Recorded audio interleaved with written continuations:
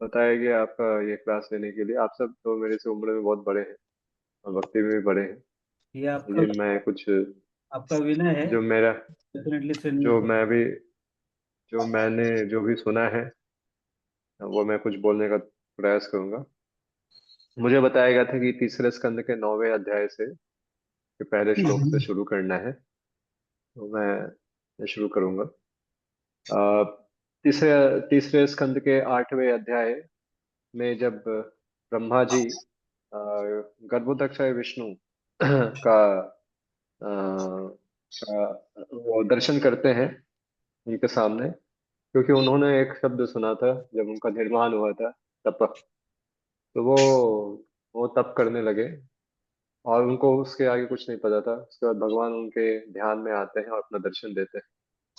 तो ध्यान में आने को दर्शन देने के बाद वो अपना हाँ, फिर वो अपना अपना ये जब भगवान का दर्शन होता है तो फिर वो उनको उनको आगे बताया जाता है कि अब फिर वो भगवान का सुंदर विग्रह, जो भगवान का विग्रह रूप है, जो भगवान का स्वरूप है, उसका उसका काफी सुंदर तरीके से वो विवरण करते हैं 8वें स्कंद में।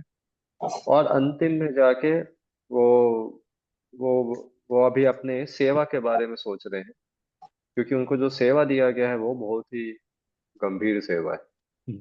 वो सेवा है नो विसर्ग करने का। सर्ग तो भगवान क्रिएट करते हैं, सर्ग पाठ। सर्ग और विसर्ग दो होते हैं। सर्ग तो भगवान करते हैं, विसर्ग बोला बोला ब्रह्मा जी आप करो। तो ब्रह्मा जी जैसे ही ये सोचने लगते हैं कि कैसे मैं करूंगा, तो ब्रह्मा अपना प्रार्थना है, क्योंकि ब्रह्मा जैसे उच्च कोटि के जो भक्त होते हैं, वो वो हम जैसे लोग मेरे जैसे लोग नहीं होते कि अगर कुछ करना है तो हम पूरा अपना हाथ पैर नो ऐसे उठा लेते हैं, कुछ करने के लिए करते हैं। लेकिन वो उनका वैसा तरीका नहीं है। वो जानते हैं भगवान सब कुछ करता धरता है, भगवान ही सबके सबको बुद्धि दाता है। वो अपना अपना अपना कर्तव्य पूरा करते हैं, लेकिन वो पूर्णतः भगवान पे निर्भर होते हैं। तो ब्रह्मा जी अपनी निर्भरता दिखाते हुए भगवान पे वो प्रार्थनाएं गाना शुरू करते हैं, क्योंकि उनको पता है ये जो कार्य दिया गया है मेरे को, ये बस का बात नहीं है। ये बहुत उच्च कोटि का चीज है। तो भक्त विनम्र होता है। विनम्रता का मतलब यही होता है कि वो भगवान पे आश्रित होता है, भक्तों पे आश्रित होता है, ना कि अपने काबिलियतों पे आश्रित होता है ना। बहुत लोग आज के युग में हम अपने काबिलियतों पे ज्यादा आए आए मेरे को ऐसा लग रहा है कि आपको ये शब्द जो कुछ कुछ मैं इधर उधर का बोल रहा हूँ, काबिलियत वगैरह समझ में आ रहा है। हाँ, समझ में आ रहा है ना काबिलियत शब्द जो मैंने बोला। हाँ, अपने अपने योग्यता। हाँ, योग्यता है। ये अच्छा शब्द है, ये हिंदी का अच्छी शब्द है।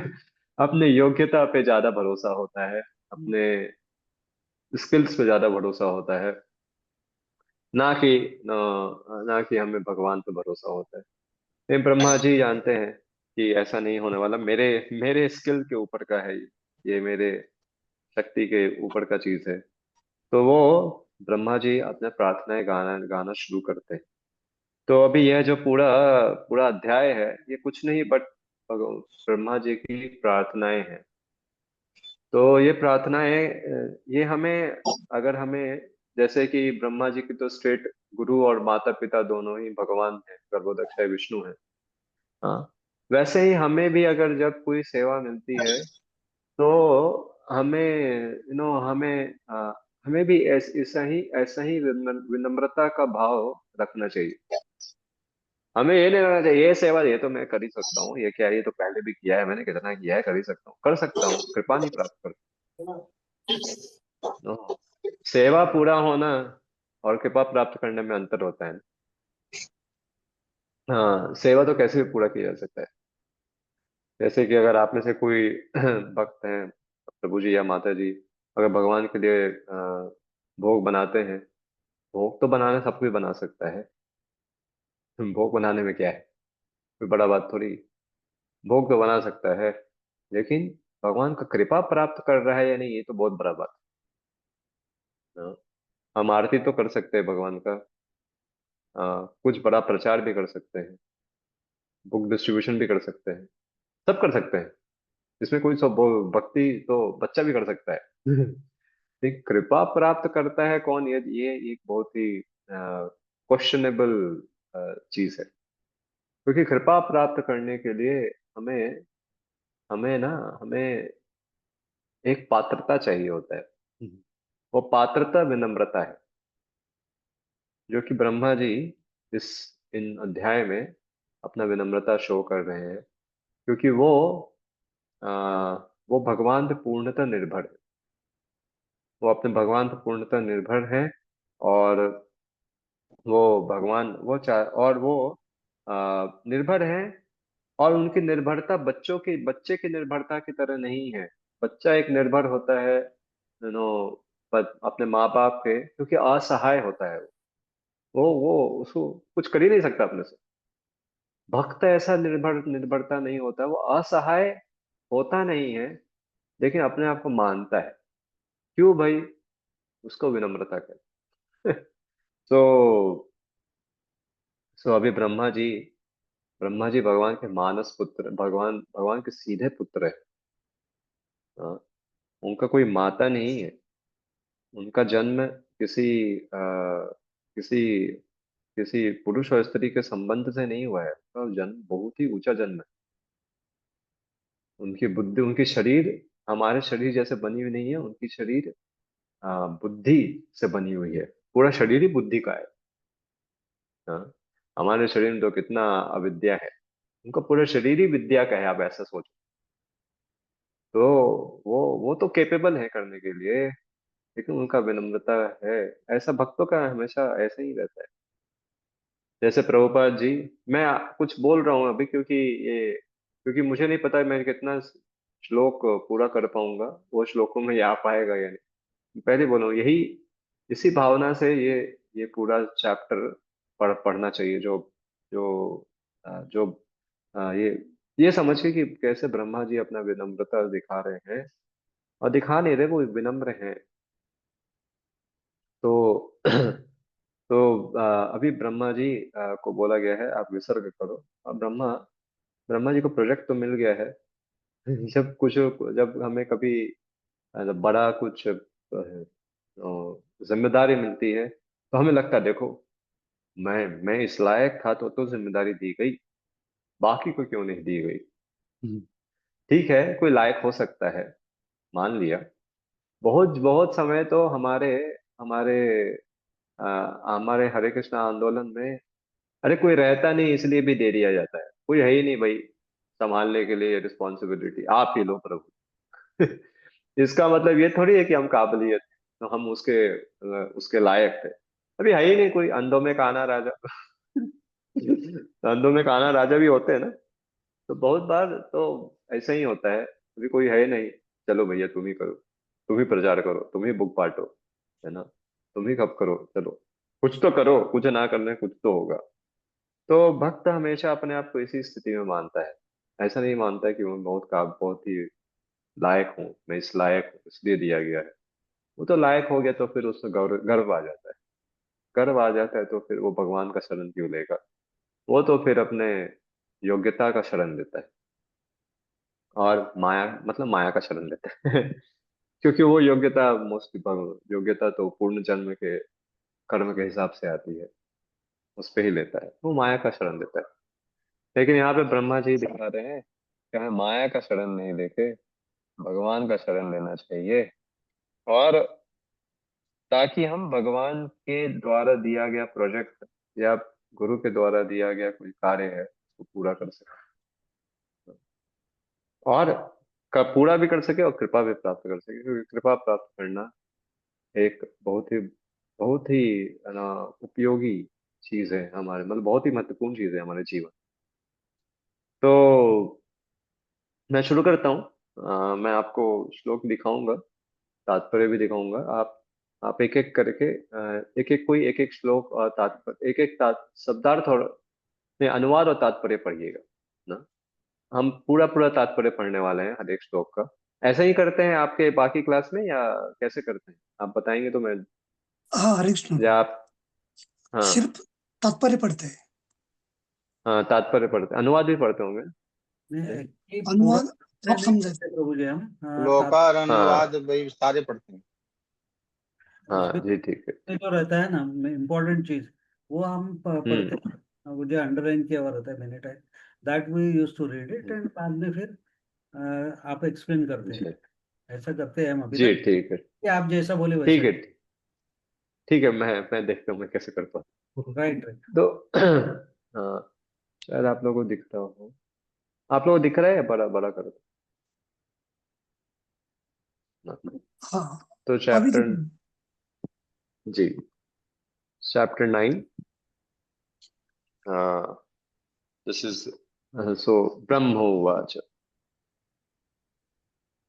ज्ञातो ज्ञातोऽसि मे अद्य सुचिरन्ननु देहभाजम् न ज्ञायते भगवतो गतिरिति अवद्यम् नान्यत्वदस्ति भगवन् अपि तन्न शुद्धम् माया गुणा व्यतिकरात् यद् उरुर्विभासि। तो नारद मुनि ब्रह्मा जी बोल रहे हैं, पढ़िए शब्दार्थ अनुवाद पढ़िए। ब्रह्मा जी ने कहा। ब्रह्मा जी ने कहा, प्रभु आज हे प्रभु, आज अनेक अनेक वर्षों की तपस्या के बाद में मैं आपके विषय में जान पाया हूँ। वह दीवधारी जीव कितने अभागी है कि वह आपके स्वरूप को जान पाने में असमर्थ है। हे स्वामी, आप एकमात्र ज्ञेय तत्व है, क्योंकि आपसे परे कुछ भी सर्वोच्च नहीं है। यदि कोई वस्तु आपसे श्रेष्ठ प्रतीत होती है, तो वह परम पूर्ण नहीं है। आप पदार्थ की सृजन शक्ति को प्रकट करने करके ब्रह्म रूप में विद्यमान है। हाँ, तो ब्रह्मा जी अभी प्रार्थनाएं कर रहे हैं, कि वो बोल रहे हैं आज मैं आपको जान पाया हूँ। हाँ, ज्ञातो असि। हाँ, ज्ञातो असि में अद्य सुचिर, नो सुचिर ही वो बोल रहे हैं ज्ञातो असि मैं अद्य सुचिरन ननु देह भाजम। अरे आज मेरे को पता चला है प्रभु, आज अनेक अनेक वर्षों के बाद अद्य, है ना। ओ, आज ज्ञात हुआ है मेरे को आपके बारे में। आ, मैं आपके बारे में आपके विषय में जान पाया हूँ। राइट ना। ना ना ज्ञायते भगवतो गतिरत्य अवध्यम। अरे ना, बट हाँ, ये आप आप ये अवध्यम, जो लोग अपराधी है उनको आप नहीं ज्ञान होते, आपको उनको आपका ज्ञान नहीं आता। हाँ, जो अपराधी हैं, जो आपके प्रति अपराध करते हैं, महान अपराध करते हैं। क्या है वो महान अपराध, आपको आगे बताएंगे। क्या महान अपराध करते हैं उनको आप, वो आपको जान ही नहीं सकते। वो आपके विषय में ज्यादा कुछ ज्ञान नहीं होता उनको। हाँ, ना अन्य तत्व अस्ति भगवन अपि तत्र शुद्धम। तो अरे आप ही एकमात्र ज्ञात ज्ञात ज्ञान ज्ञात होने वाली वस्तु हैं। आप आपको जो जान गया वो सब कुछ जानता है। तो आप परम परम है, नो शुद्धम परम शुद्धम है। माया गुना व्यतिकरा दुरी, माया गुना व्यतिकरा विभासी। तो आप, you are the only noble of, आप ही को सब, आप ही एक विषय वस्तु हैं इस पूरे जगत में, जिसको जान आप जानने लायक। बाकी सब क्या है, सब माया का ही, है ना, मिश्रण है। गुणों के मिश्रण के कारण सब माया का विस्तार है ना। हाँ, तुम हो, सो यही बोला, if there is anything superior. और अगर कुछ कोई बोलता है कि माया गुना व्यतिकराद, अगर कुछ बोलता है कि कुछ आपसे ऊपर है, तो वो कुछ ऊपर नहीं है। वो केवल उसका माया माया के द्वारा भ्रमित बुद्धि है, इसलिए उसको लगता है। तो ब्रह्मा जी सीधे सीधे बोल रहे हैं, आपसे बढ़कर कोई नहीं है, और आज मैं आपके बारे में जान पाया हूँ। और जिन लोगों को लगता है कि कुछ और वस्तु है आपके अलावा जानने के लिए इस सृष्टि में, वो सब माया गुना व्यतिकरत, ये सब वो माया के गुणों के प्रभाव में आके ऐसा सोचते हैं, और उनको लगता है कुछ आपसे भी ऊपर चीज है। तो ऐसे ऐसे लोग दिखते हैं हमें, हर जगह दिखेंगे आपको, जिनको इनको माया के द्वारा घटित कोई वस्तुएं भगवान से भी ऊपर प्रतीत होती है। भगवान से ऊपर प्रतीत होती है मतलब क्या?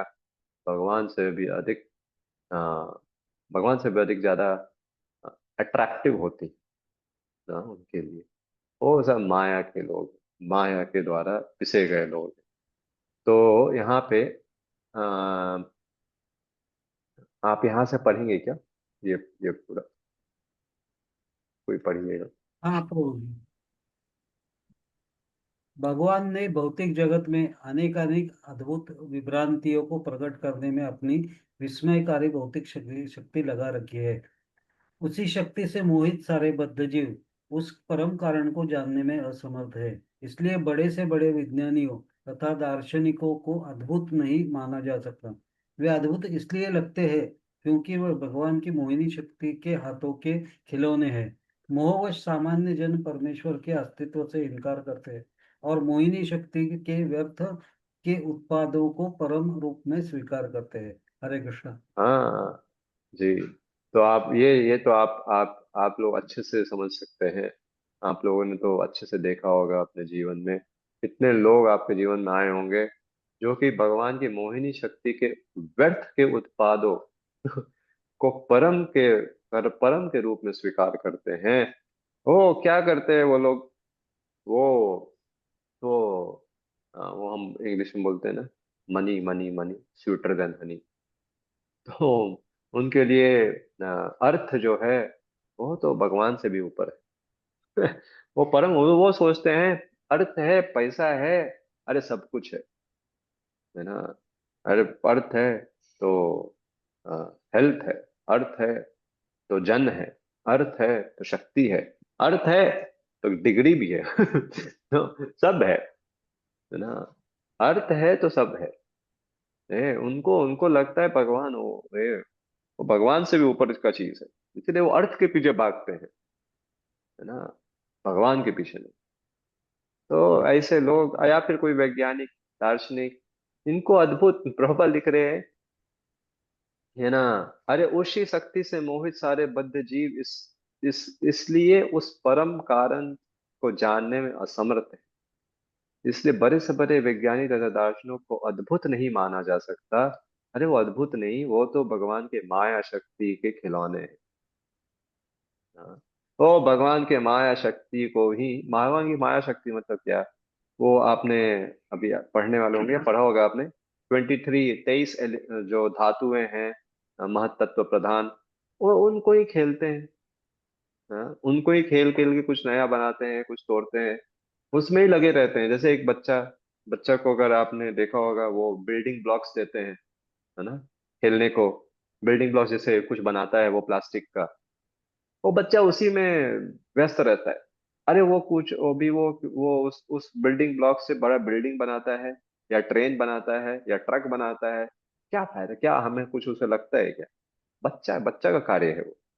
वैसे ही ये वैज्ञानिक लोग क्या करते हैं, सारे hydrogen element, hydrogen, oxygen, nitrogen, सब मिला के अरे एक एटम बम बनाते हैं। अच्छा, इसमें क्या अद्भुत है? ये अद्भुत नहीं है। ये अद्भुतता, ये वो तो वैसे ही बच्चा जैसे ये लेके कुछ बनाता है। क्या अद्भुत है? उसे क्या होता है? एक ही काम होता है, विनाश।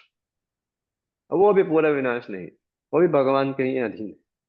तो अरे पूरी शक्ति, उसकी बुद्धि, उस वो भी भगवान ने दी है।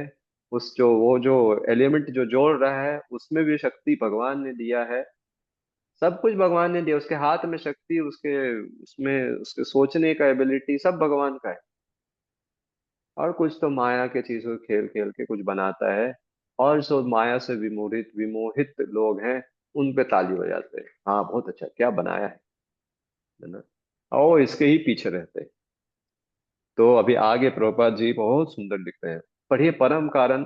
मैंने अंग्रेजी बुक के किताब में अंडरलाइन किया है।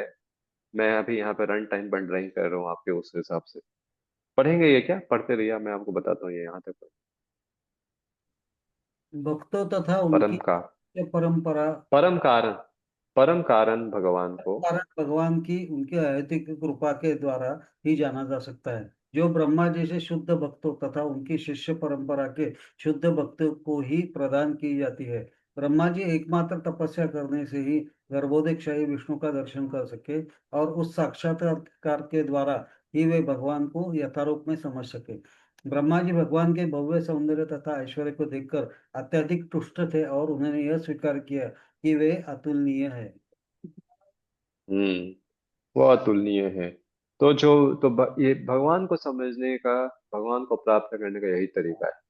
उनके हेतु की कृपा प्राप्त करना। वो हेतु की कृपा कैसे आती है?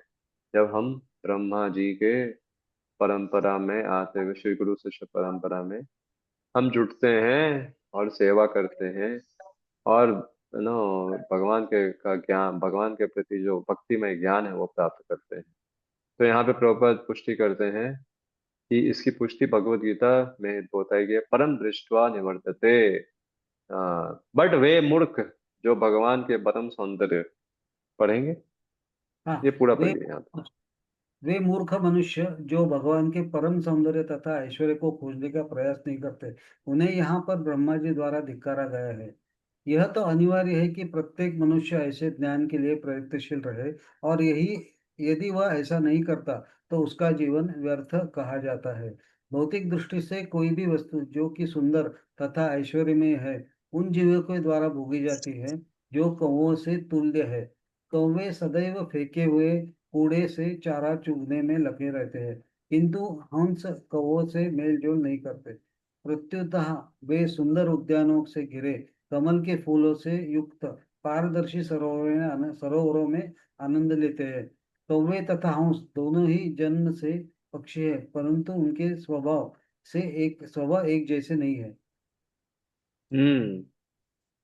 तो आपको, जब आपने पढ़ा होगा तो आपको तुरंत कुछ याद आया होगा, एक श्लोक हम्म, फर्स्ट कैंटो का, कोई बताएगा?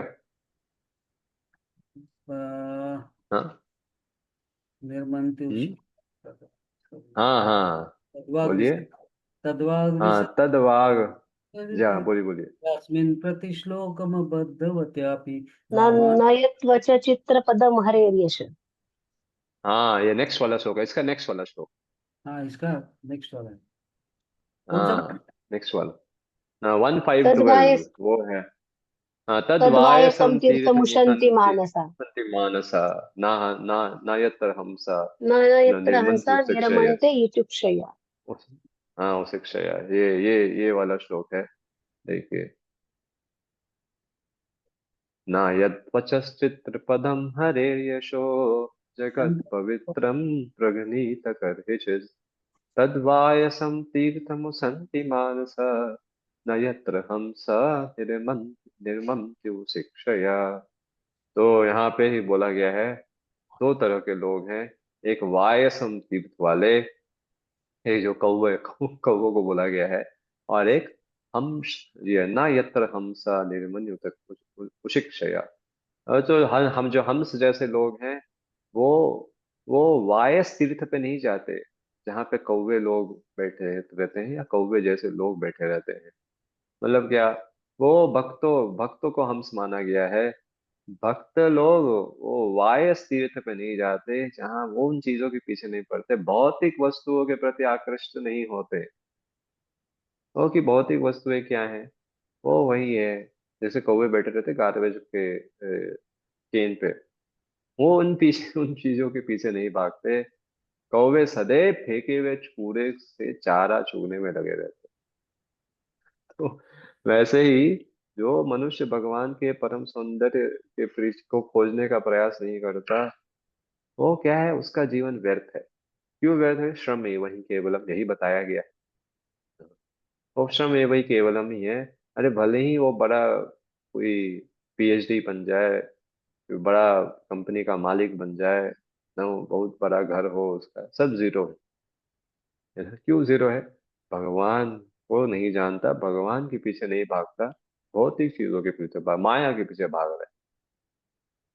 तो ये ब्रह्मा जी बोल रहे हैं, भगवान आपके प्रति जिसका ये आकर्षण नहीं है, जो आपके प्रति आकर्षण नहीं जगाना चाहता, अरे वो तो केवल माया गुना व्यतिकरत, वो तो माया के गुणों से प्रभावित अलग अलग चीज जो राजसिक, तामसिक और सात्विक गुणों से प्रभावित जो चीजें निर्माण करती है माया, उसमें ही फंसा रहता है। वो तो कौवों की तरह है। थोड़ा आपके आपके आप लोगों के दया से मैं भी थोड़ा हिंदी में ये तात्पर्य पढ़ रहा हूँ। हिंदी में तात्पर्य पढ़ना का एक अलग ये है, क्योंकि बहुत सीधा जाता है हृदय में। क्योंकि क्रो बोला तो थोड़ा अंग्रेजी में थोड़ा ठीक ठाक लगता है, कौवा बोला तो थोड़ा थोड़ा अजीब सा लगता है, खास करके, है ना। ना अपने को हिंदी पढ़ने का आदत नहीं एक्चुअली, एटलीस्ट। हाँ, वो आदत नहीं है, लेकिन लेकिन हृदय में तो ज्यादा जाता है यही शब्द। क्रो बोला तो ठीक है, क्रो। कौवा बोला तो अरे वाह, थोड़ा अजीब सा लगता है। तो फिर ब्रह्मा जी आगे आगे भगवान के रूप का वर्णन करते हैं। आपका रूप, क्योंकि अभी उन्होंने बोला जो आपके रूप के प्रति आकृष्ट नहीं होता वो सब कौवे के बराबर है। तो भगवान बोले मेरा रूप कैसा है? भगवान वो भी ब्रह्मा जी बताते हैं मेरा रूप कैसा है। नेक्स्ट श्लोक। रूपम यद एतद अवबोध रसोदयेन सस्वन्निवृत्ततमसा सदनुग्रहाय आदौ गृहीतमवतार सत एक बीजम यन्नाभि पद्म भवनात् अहम अवीरा अवीरासम। तो अभी वो भगवान के पढ़िए अनुवाद, तात्पर्य, तात्पर्य अनुवाद, सॉरी, अनुवाद। हाँ मैं हरीश। जिस रूप को, हाँ, मैं जिस रूप को देख रहा हूँ वह भौतिक कल्मश से सर्वथा मुक्त है और अंतरंग शक्ति की अभिव्यक्ति के रूप में भक्तों पर कृपा दिखाने के लिए अवतरित हुआ है। यह अवतार अन्य अनेक अवतारों का उद्गम है और मैं स्वयं आपको नाभि रूपी घर से उगे कमल के फूल से उत्पन्न हुआ हूँ। हाँ, तो अभी ये देखिए, ब्रह्मा जी ये जो प्रार्थनाएं गा रहे हैं वो गर्भोदक्षाई विष्णु के सामने गा रहे हैं, क्योंकि उनका जो अवतरण हुआ है वो गर्भोदक्षाई विष्णु से, जो कि नाभि से जो कमल निकला है उस पे हुआ है। और वो गर्भोदक्षाई विष्णु को यहाँ पे बोल रहे हैं कि आप क्या हैं? आप आप यह अवतार अनेक अवतारों का उद्गम है। ऐसा क्यों बोला गया है? क्योंकि हमेशा भगवान तो नहीं आते। जब भी इस भौतिक जगत में कुछ प्रॉब्लम होता है तो सब के सब जो है देवी देवताएं वो क्षीर सागर पे जाते हैं और शिरोदक्षाई विष्णु को प्रार्थना करते हैं। तो शिरोदक्षाई विष्णु जो है फिर सारे अवतारों को भेजते हैं। अ, नो यदा यदा हि धर्मस्य ग्लानिर्भवति भारत, ये करने के लिए। तो हाँ, इसलिए उनको बोला गया यह। लेकिन गर्भोदक्षाई विष्णु स्रोत है शिरोदक्षाई विष्णु के, ना। तो इसलिए उनको यह अवतार अनेक अवतारों का उद्गम है, यह बोला गया है। और वो बोल रहे हैं रूपम यद एतत् अवबोध रसोदयेना। ये जो पहला लाइन है ना, इसमें ये ये भगवान आपका जो रूप है वो भौतिक कल्मशों से सर्वथा मुक्त है, अवबोध रसोदयेना, है ना। ये अवबोध, ये आपके भौतिक कल्मश नहीं, ये आपके भौतिक शक्ति के द्वारा नहीं है, ये आपके अंतरंग शक्ति का प्रकटीकरण है। आपका रूप, आपका रूप ऐसा नहीं है कि भौतिक, देखिए बहुत सारे आगे बहुत सारे श्लोक आएगा। आ, ये भगवत गीता में आपने जरूर पढ़ा होगा, भक्ति वैभव कर रहे हैं अभी तो वहां पे भगवान वो बोलते हैं ना, ये इन लोगों को, जो कुछ लोग भगवान को मानते हैं उनका कोई रूप नहीं है। कुछ लोग वो बोलते हैं भगवान तो निराकार ब्रह्म है। लेकिन वो जब वो निराकार ब्रह्म जब जब माया के ये में आते हैं तो उनका एक आकार लेके इस भौतिक जगत में लीला करते हैं। वो भी माया से प्रभावित है। इसलिए तो राम जी सीता के विरह में रो रहे थे। भगवान क्यों रोएंगे, है ना। तो ये उनको मानुषिम तनुम अवजानन्ति माम मूढ़ा प्राज्ञनो। तो ये उनका मानुषिम तनुमाश्रितम, ऐसे लोगों का, बहुत लोगों का मानना है। लेकिन मैं जानता हूँ आपका जो रूप है यह आपके अंतरंग शक्ति की अभिव्यक्ति है, अभिव्यक्त के रूप में और क्यों आप आए हैं बाबा, क्यों आए? सद अनुग्रहाय। आप सद सद लोगों पे, अपने भक्तों के पे अनुग्रह करने के लिए आते हैं। हाँ? और अभी अभी क्यों आप आए हैं? क्योंकि मैं भी आपका भक्त हूँ, ब्रह्मा जी बोल रहे हैं आप मेरे पे अनुग्रह करने के लिए आए हैं। तो आदो गृहीत ना, तो आप सारे पदार्थों के सृजन शक्ति के मौल के रूप स्वीकृत करते हैं। आपका अवतार नो, आप, और आप बहुत सारे अवतारों में आते हैं, आप तो बीज हैं सारे अवतारों के, ऐसा बोल रहे हैं। तो अभी तो ये अभी आपको शायद क्लियर हो जाएगा, क्योंकि ये ना, ये फ्लो में चल रहे हैं श्लोक, ये जो प्रार्थनाएं हैं वो अभी यहाँ पे बता दिया कि आपका जो अवतार है, आपका जो रूप है, वो तीन गुणों से प्रभावित नहीं, आपका तो तीन गुणों के ऊपर है। तो प्रभुपाद जी लास्ट में लिखते हैं, ये श्लोक यहाँ से पढ़िए आप, यहाँ विष्णु, यहाँ से पढ़ेंगे तो अच्छा। विष्णु तत्वों की तुलना ब्रह्मा तथा शिव जैसे देवों से नहीं करनी चाहिए। नहीं वे समान स्तर पर है। जो भी इसकी तुलना करता है वह पाखंडी कहा जाता है। यहाँ पर उल्लिखित तमस भौतिक प्रवृत्ति है। आध्यात्मिक प्रकृति का तमस से सर्वथा पृथक अस्तित्व है। इसलिए आध्यात्मिक प्रवृत्ति अवबोध रस अथवा अवरोध रस कहलाती है। अवरोध का अर्थ है पूर्णता निरस्त करें। अध्यात्म में किसी भी साधन में भौतिक संपर्क की कोई संभावना नहीं रहती। ब्रह्मा पहले जीव है और इसलिए वे गर्भोदकशाही विष्णु के उदर से उत्पन्न कमल के फूल से अपने जन्म का उल्लेख करते हैं। हाँ, तो वो खुद अपने जन्म का उल्लेख कर रहे हैं हम्म, कि मैं आपके नाभि कमल से जन्म हुआ हूँ, और आपको आपको मेरे को जन्म देने के लिए किसी माता की जरूरत नहीं थी। आप स्वयं है, ऐसा ऐसा ऐसा कोई नहीं कर सकता।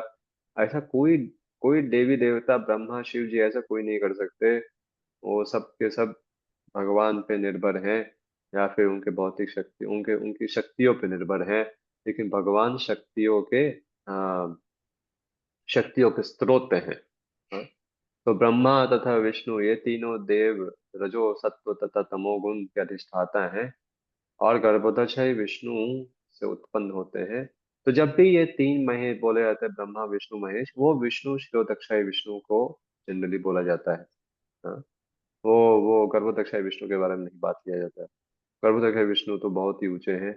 इवन शिरोदक्षाई विष्णु भी, भले ही वो भले ही वो मेंटेनेंस करते हैं भौतिक सृष्टि में रह के, वो रह के, बट बट वो कभी भौतिक सृष्टि से संपर्क में नहीं आते, है ना। संपर्क में नहीं आते मतलब क्या?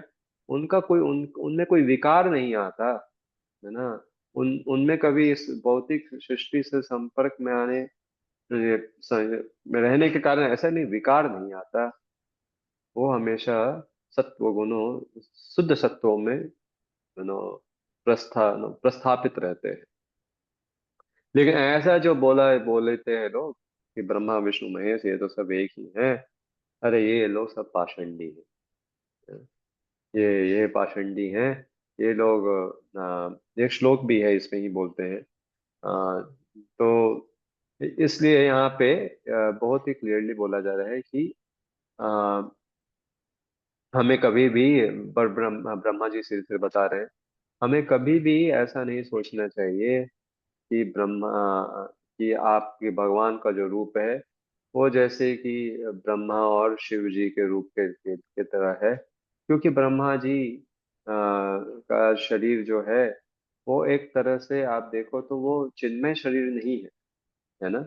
वो तो बुद्धि से बना हुआ शरीर है, वो तो मैटर से बना हुआ शरीर है। तो और शिव जी का भी, जब शिव जी विस्तारित करते हैं अपने आप को, तो उनका भी शरीर ब्रह्मा जी से जन्म लेता है, ये रुद्रों के रूप में। सदाशिव का बात नहीं हो रहा है यहाँ पे, ये ब्रह्मांड में बात हो रहा है। तो ब्रह्मांड में सदाशिव तो नहीं होते, ब्रह्मांड से ऊपर होते सदाशिव। तो हाँ, इसलिए इसलिए कोई अगर बोले कि क्या गलती है अगर हमने भगवान, जैसे लोग अपने घरों के ऑल्टर में सबको एक साथ ही रखते हैं, और और सबको एक साथ रखते हैं और सबको एक ही लेवल पे भी रखते हैं। अरे ये तो गलत है। कम से कम पहले तो पहले अगर किसी को रखना भी पड़ रहा है किसी कारण से, तो कम से कम ऊपर नीचे तो रखना चाहिए, ताकि लोगों को समझ में आए ऊंचा कौन नीचा कौन, मतलब ऊंचा कौन नीचा मतलब कौन ज्यादा, कौन कौन सर्व, नो, कौन सुप्रीम है कौन सबऑर्डिनेट है, ये तो समझ में आना चाहिए। हाँ देखिए, हम भी जब जब किसी बड़े आदमी के, अपने से सीनियर आदमी के कमरे में जाते हैं, तो हम उसके चेयर पे नहीं बैठते, हम अपने गुरु जी के चेयर पे कभी नहीं जाके बैठते। राइट ना? क्यों नहीं बैठेंगे? अरे गुरु जी का चेयर है वो, है ना? हम कभी अपने गुरु के समान स्तर पे भी नहीं बैठेंगे, है ना? थोड़ा हिचक होगा अगर वो बैठाएंगे भी तो। क्यों भाई? हाँ, क्योंकि हमेशा शिष्य को नीचे नीचा नीचा स्तर नीचा दिया जाता है, इसलिए हम नीचे बैठ के सुनते हैं, है ना? व्यास आसन ऊंचा होता है, हम नीचे बैठ के सुनते हैं। क्यों भाई? क्योंकि व्यास देव के वो का प्रतिनिधि है जो बैठा है वहां पे, तो व्यास देव का को सम्मान देने का एक तरीका है कि हम हम जो प्रचारक, जो जो स्पीकर है उसके उसके ना उसके उससे नीचे बैठे। तो यहाँ पे ब्रह्मा जी बोल रहे हैं सीधे सीधे, तो भगवान आपका जो शरीर है ये तो आपके चित्त शक्ति का है ना? ये चित्त शक्ति का से उद्गठित है, इसमें कोई माया का लेश नहीं है, तमस नहीं है। ये तो, और ये बिकॉज इसलिए माया का चूंकि लेश नहीं है, इसलिए ये जो है ये इटर्नल है। इटर्नल है मतलब ये शाश्वत है, ये कभी भी सश्वान निवृत्त तमसा, ये कभी भी, और गृहीतम, यू नो, सो, और ऐसा नहीं है कि भगवान आप ये रूप स्वीकार करते हैं, है ना? ये जो शब्द गृहीतम है इस श्लोक में, हाँ, गृहीतम को प्रभुपाद जी ने इसको इसको ट्रांसलेट किया है। अगर आप देखेंगे सेकंड लाइन में, गृहीतम एक्सेप्टेड, मतलब क्या? हिंदी में रहेगा उसको स्वीकार किया है। भगवान, भगवान को ये जो शरीर है कोई देता नहीं, cannot be, the Lord accepted this form at some, so the word, so भगवान कभी ये ये जो गर्भोदक्षाय विष्णु का जो फॉर्म है, जो स्वरूप है, वो भगवान ऐसा नहीं कि कभी एक टाइम पे एक्सेप्ट करते हैं और बाकी टाइम नहीं रहते, वो तो इटर्नल है। अगर हम बोलेंगे भगवान ने एक्सेप्ट किया है ये फॉर्म, मतलब क्या? किसी समय पे एक्सेप्ट किया है? नहीं, ये तो शाश्वत है ना। हाँ? ये चित शक्ति द्वारा भगवान का दिया गया, भगवान का ये फॉर्म है, ये स्वरूप है, ये तो ये शाश्वत है। ये भगवान एक्सेप्ट नहीं करते, ये भगवान लेते नहीं। ये भगवान, इसका मतलब क्या है एक्सेप्टेड का, गृहीतम का? वो यू नो दैट ये भगवान बस हमारे, भगवान आप में हमारे दृष्टि के सामने प्रकट हुए, अपीयर्ड। यही यही श्रीधर स्वामी बोलते हैं इस शब्द को, क्योंकि यह गृहीतम मतलब क्या? भगवान भगवान एक्सेप्ट किया, मतलब क्या? इटर्नल नहीं है, शाश्वत नहीं। तो जीव गोस्वामी भी संदर्भ में बोलते हैं गृहीतम मीन्स दैट दैट भगवान भगवान अपने, हाँ, जीव गोस्वामी अलग तरह से समझाते हैं। जीव गोस्वामी बोलते हैं कि यह जो शब्द गृहीतम मतलब क्या? भगवान अपने भक्तों के सामने एक एक भगवान अपने भक्तों के सामने एक स्वरूप में प्रकट होते हैं, एक्सेप्ट करते हैं, एक स्वरूप को स्वीकार करते हैं और उनके सामने प्रकट होते हैं। क्यों? क्योंकि भगवान अपने भक्त को खुश होने के लिए उसी रूप में प्रकट होते हैं जिस रूप में वो देखना चाहता है। हाँ, तो भगवान उसके खुशी के लिए एक रूप प्रकट, एक रूप स्वीकार करते हैं। ऐसे तो भगवान शाश्वत है, का रूप शाश्वत है वो। सो ये भगवान अबोध रसोदयेन है, ये इनके चित्त शक्ति के द्वारा ये उनका रूप है। हमारा तो रूप माया शक्ति के प्रभाव में प्रभाव से है।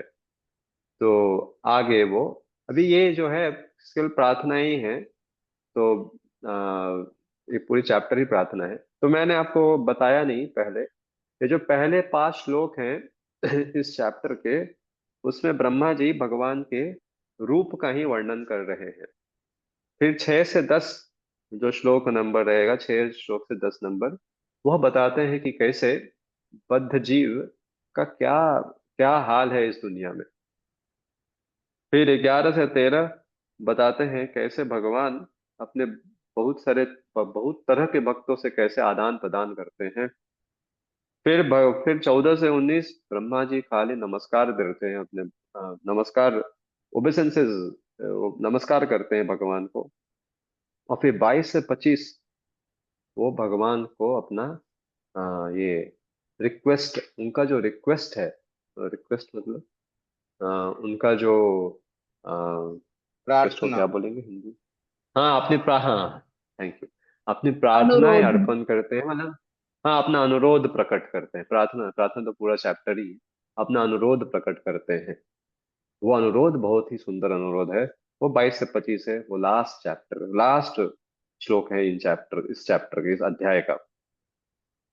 तो मैंने आपको जो भी बोला पहले श्लोक से, पाठ कर शुरू करने से पहले, वो सब उधर से ही था, 22 से 25 से था। क्योंकि वो भगवान को बहुत ही सुंदर अनुरोध प्रकट कर रहे हैं कि आप बोल रहे हैं विसर्ग, विसर्ग करो। अरे ये सब तो माया, माया से खेलना है, मैं फंस जाऊंगा माया में तो क्या होगा। तो भगवान से अपना अनुरोध प्रकट कर रहे हैं, भगवान आप मेरे को ऐसे सेवा तो दे रहे हैं, तो लेकिन आप कृपया अपना अ, आप कृपया अपना आशीर्वाद बना के रखिए कि मैं फंस ना जाऊं माया, है ना। तो कभी कभी कभी कभी ऐसा होता है, भक्त भक्त नो, जैसे कि हाँ मेरे को याद आया, प्रभुपाद जी जब जापान में प्रचार करना चाहते थे, तो जापान में कोई जाना नहीं चाहता था। प्रभुपाद एक बार जीबीसी मीटिंग ले रहे थे, सब जीबीसीओ से पूछा जापान कौन जाएगा प्रचार करने के लिए। आपने सुना होगा, ये बहुत ही फेमस पास टाइम है। जापान कौन जाएगा, कोई नहीं जाने को तैयार, किसी ने हाथ नहीं उठाया। क्यों? अरे बाबा जापान बहुत खतरनाक है, यहाँ पे सब क्या खाते क्या पीते क्या पता नहीं। ओ जापान, और जापान में तो एक भक्त हैं वहाँ पे, हमारे हमारे मंदिर के ही एनवीसीसी के ही भक्त हैं, जो कि भी वहाँ पे हैं, वो प्रचार करने के लिए वहाँ पे हैं, विश्वम्भर महाप्रभु प्रभु। तो वो बता रहे थे, अरे जापान में अगर किसी को, आप अगर हम हरि नाम संकीर्तन करके ले जाते हैं भारत में तो सब देखते हैं हमें, जापान में आप हरिनाम संकीर्तन करो तब भी लोग आपकी तरफ देखते भी नहीं। वो वो एकदम बहुत ही ग्रॉस लोग हैं, बहुत ग्रॉस लोग हैं। तो उनको अपने अपने उनका ध्यान अपने प्रति आकर्षक करने के लिए भी क्या कि हम भगवान के बारे में उनको बताए, बहुत कुछ करना पड़ता है। तो प्रभुपाद जी बोलते जापान कौन जाएगा, कोई जाने को तैयार नहीं था। प्रभुपाद जी ने बोला ठीक है, अगर कोई जाएगा, अगर उसका पतन भी हो गया तो भी मैं उसको भगवत धाम लेके जाऊंगा। तो तो मैं क्या बोल रहा हूँ, वैसे ब्रह्मा जी को भी डरता, अरे ये सेवा में कहीं अपना पतन ना हो जाए, क्योंकि माया से खेलना है ना। माया तो भगवान की बहुत ही गजब की, अजीब अजीब सी शक्ति है, बहुत लोगों को भी मोहित करती है, कहीं मेरे को भी मोहित ना कर दे। ये पूरा अध्याय इसीलिए है ना, इसलिए मैंने बोला ये ब्रह्मा जी की विनम्रता है, जो विनम्रता से जो दिखा रहे, प्रार्थनाएं कर रहे हैं। और ऐसे ही हमें भी, जब ब्रह्मा जी का ऐसा हाल है तो हमारा क्या है। तो अभी आओ तीसरे श्लोक में बोलते हैं, नातः परम, नातः परम परम यद् भवता स्वरूपम, आनंद मात्रम अविकल्पम अविधवर्चः, पश्यामि विश्वसृजम् एकम अविश्वम् आत्मन्, भूतेन्द्रियात्मकमतस्तुपाश्रितो अस्मि। तो वो बोल रहे हैं, अभी पढ़िए जरा अनुवाद, हे प्रभु। अलग अलग भक्त पढ़ेंगे तो अच्छा रहेगा, एक एक श्लोक और अनुवाद तात्पर्य पढ़ेंगे तो अच्छा रहेगा। हाँ, अनुवाद हरे कृष्ण। प्रभु। पढ़िए। मैं पढ़ हे लूं? प्रभु, हाँ कोई भी हे एक प्रभु, पढ़िए। मैं आपके इस सच्चिदानंद रूप से श्रेष्ठ अन्य कोई रूप नहीं देखता। आध्यात्मिक आकाश में आपकी निर्विशेष ब्रह्म ज्योति में न तो कभी परिवर्तन होता है और न अंतरंगी शक्ति में कोई ह्रास आता है। मैं आपकी शरण ग्रहण करता हूँ, क्योंकि जहाँ मैं अपने भौतिक शरीर तथा इंद्रियों पर गर्वित हूँ, वही आप व्यक्त जगत का कारण होते हुए भी पदार्थ द्वारा अस्पृश्य है। हरे कृष्ण। हाँ, तो देखिए, धन्यवाद। उन्होंने कितना, ब्रह्मा जी ने कितना विनम्रता से बोला है कि भगवान, आपका रूप क्या है। नो, आपका रूप तो ये, हाँ, ये सच्चिदानंद रूप है ना।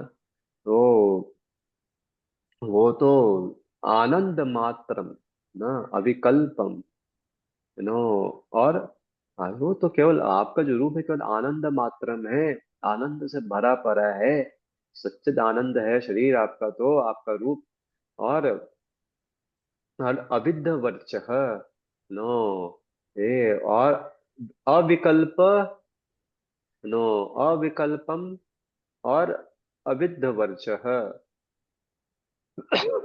वो क्या बोल रहे हैं, आपका जो रूप है वो तो कोई, आपका जो स्वरूप है उसमें कोई विकार नहीं, कोई परिवर्तन नहीं आता। और आपका जो शक्ति है उसका कभी हाश, नो, कभी नाश नहीं होता, है ना। लेकिन मैं मैं मैं इस भौतिक जगत में, इस भौतिक पदार्थ, भौतिक बस आदमी, मैं तो भौतिकवादी हूँ। अरे मेरे को ये भौतिक शरीर में होते हुए भी गर्व आ जाता है ना। लेकिन मैं तो थोड़ा सा भी भौतिक शरीर, भौतिक चीज के टच में आया तो गर्व आ जाता है। लेकिन आप तो इस विराट जगत के कारण हैं। आप तो सब कुछ करते हैं। हाँ, इस भौतिक भौतिक सृष्टि के कर्ता धर्ता, नियर, नो, क्रिएटर, मेंटेनेंस, डिस्ट्रॉयर आप ही हैं। ये आप में कोई गर्व मानकर तो पूछने देश है। मैं तो थोड़ा सा किया तो गर्व आ जाता है। तो भगवान, मैं आपका शरण ग्रहण करता हूँ, यह बहुत ही खतरनाक चीज है ना। तो वो वो पहले ही बोल रहे हैं। और हमें भी बहुत सारे भक्त ऐसा भी, और हम हर बार भी बहुत ही कॉमन क्वेश्चन होता है भक्तों का, कैसे हम गर्वित ना हो इंद्र की तरह। सेवा जब करते हैं तो हाँ, तुरंत जैसे ही अगर किसी को बोला गया ठीक है प्रभु जी, थोड़ा आप क्राउड कंट्रोल करो, थोड़ा भक्तों को बोलो लाइन में आए, तुरंत हम बोलते हैं, हमें लगता है हाँ। और हम दूसरे भक्तों को थोड़ा अनादर, अना नो अनादरित, अनादर अनादर भी कर देते हैं कभी कभी। हाँ, क्योंकि हमें लगता है हम, हमेशा हमें ये बोला गया है। लेकिन लेकिन प्रेम से करना होता है। लेकिन हम कभी कभी, नो, मैं आपके बारे में तो नहीं बोलता, आप लोग तो बहुत भक्ति करने वाले लोग हैं। या हमें तो तुरंत तुरंत गर्व आ जाता है, तो ऐसे ही शक्ति दिया तो ऐसे गर्व आ जाता है। ये तो जो बहुत कॉमन क्वेश्चन होता है भक्तों में, कैसे हम गर्वित ना हो। हाँ, अरे थोड़ा सा मिलता है भौतिक चीज, भौतिक लाभ, लोग गर्वित हो जाते हैं, भक्त भी गर्वित हो जाता है। तो वो वैसे ही बोल रहे हैं, क्या मैं अभी तो मैं तो भौतिक शरीर शरीर तथा इंद्रियों पर गर्वित हूँ। हाँ, मेरे को तो लगता है कि मेरा देखो क्या शरीर है, दोनों केवल बुद्धि से बना हुआ है, मैं उस पर ही गर्वित हूं मैं। आप तो इस पूरे जगत का निर्माण करते हैं, मेरा भी निर्माण करते हैं, बट आप में कुछ ऐसा नहीं होता। भगवान, इसलिए आप सच्चिदानंद रूप हैं। आप आप में कोई परिवर्तन नहीं होता। परिवर्तन नहीं होता मतलब क्या, आप किसी भी ये सत्व रजस तमस से कोई प्रभावित नहीं होते। आप अंतरंग शक्ति का, आपके अंतरंग शक्ति को ह्रास नहीं होता, है ना। तो ये याद रखना चाहिए हमें कि भगवान कभी भी परिवर्तन नहीं होता। आ, भगवान का कोई भी लीला सुने, हमें समझ में आए या ना आए, हमें लग रहा है हम, लेकिन हमें इस पे विश्वास रखना चाहिए कि भगवान में परिवर्तन नहीं होता। मतलब क्या, भगवान के भगवान पे कोई भी आ, माया का, सत्व रजस तमस का कोई प्रभाव नहीं होता इस दुनिया में। सब चीज देखिए, बनता क्या चीज से है, निर्माण कैसे होता है, रजस से, है ना। मेंटेन कैसे होता है, सत्व से। संहार कैसे होता है, तमस से। यही होता है इस भौतिक जगत में, राइट। हमारे शरीर का निर्माण होता है, मेंटेन होता है, डिस्ट्रॉय हो जाता है। ये सब सत्व रजस तमस से होता है ना। कोई वस्तु है, वो पैशन से क्रिएशन होता है उसका। फिर गवर्नमेंट उसको मानो ब्रिज बनाया। अ, कितना हार्ड लेबर होता है, कितना वो जमीन को खोदते हैं, उग्र कर्म करते हैं, नो, वो राजसिक कर्म करते हैं, पैशनेट काम करते हैं, बनाते हैं, ब्रिज बन गया। उसके बाद गवर्नमेंट उसको सालों साल मेंटेन करता है, सत्वगुण। है ना? उसके बाद क्या होता है, फिर सत्वगुण का प्रभाव कम होता है, फिर तमोगुण। तो धीरे धीरे वो फिर विनाश हो जाएगा, है ना। तो बट आप में कोई इस भौतिक जगत में सब कुछ परिवर्तनशील है, क्यों? तीन गुणों के कारण। बट आप में कोई परिवर्तन नहीं होता, क्योंकि तीन गुणों का कोई प्रभाव नहीं होता। और अंतरंग और वो फिर ठीक है, तीन गुणों का प्रभाव नहीं होता, तो अंतरंग शक्ति शायद कम हो जाती होगी भगवान की जो अंतरंग शक्तियां हैं, इंटरनल पोटेंसी, नहीं नहीं, कभी नहीं हास होता हूँ। तो अभी प्रभुपाद जी बहुत सुंदर इसका तात्पर्य लिखते हैं। वो वो बताते हैं कि भक्त्या माम अभिजानाति यावंश याशस्मि तत्वतः। परमेश्वर को परमेश्वर का अंशतः ही जाना जा सकता है, जाना जा सकता है, वह एकमात्र भगवत भक्ति के द्वारा, है ना। तो ब्रह्मा जी ने भगवत भक्ति की है, इसलिए वो जानते हैं। आगे भगवान प्रभुपाद जी लिखा द्वैतम अच्युतम अनादि अनंत रूपम। यहाँ से पढ़िए, भगवान के यथा रूप पढ़ेंगे पूरा। भगवान के यथारूप को समझने का एकमात्र उपाय है, उपाय या तो भगवत भक्ति है, या ऐसे भगवत भक्त के पास जाना है जिसके हृदय में भगवान सदैव बसते हो। भक्ति की पूर्णता से मनुष्य समझ सकता है कि निर्विशेष ब्रह्म ज्योति तो पूर्ण पुरुषोत्तम भगवान श्री कृष्ण का केवल आंशिक प्रतिनिधित्व करती है, और भौतिक सृष्टि में उनके तीन पुरुष विस्तार उनके स्वांश है। ब्रह्म ज्योति के आध्यात्मिक आकाश में कल्पों का कोई परिवर्तन नहीं होता, और वैकुंठ लोक में कोई सृजनात्मक कार्यकलाप नहीं होते। काल का प्रभाव उसकी अनुपस्थिति से ही सुस्पष्ट हो जाता है। श्री भगवान के दिव्य शरीर की किरणें अथवा असीम ब्रह्म ज्योति भौतिक शक्ति के प्रभाव से अवरुद्ध नहीं होती है। भौतिक जगत में भी आदि सृष्टा स्वयं भगवान है। वे ब्रह्मा का सृजन करते हैं, जो श्री भगवान से शक्ति प्राप्त करके गौण सृष्टा बन जाते हैं। हरे कृष्ण। सो अभी ये तो आपको क्लियर, ये क्यों, ये प्रभुपाद जी ने ये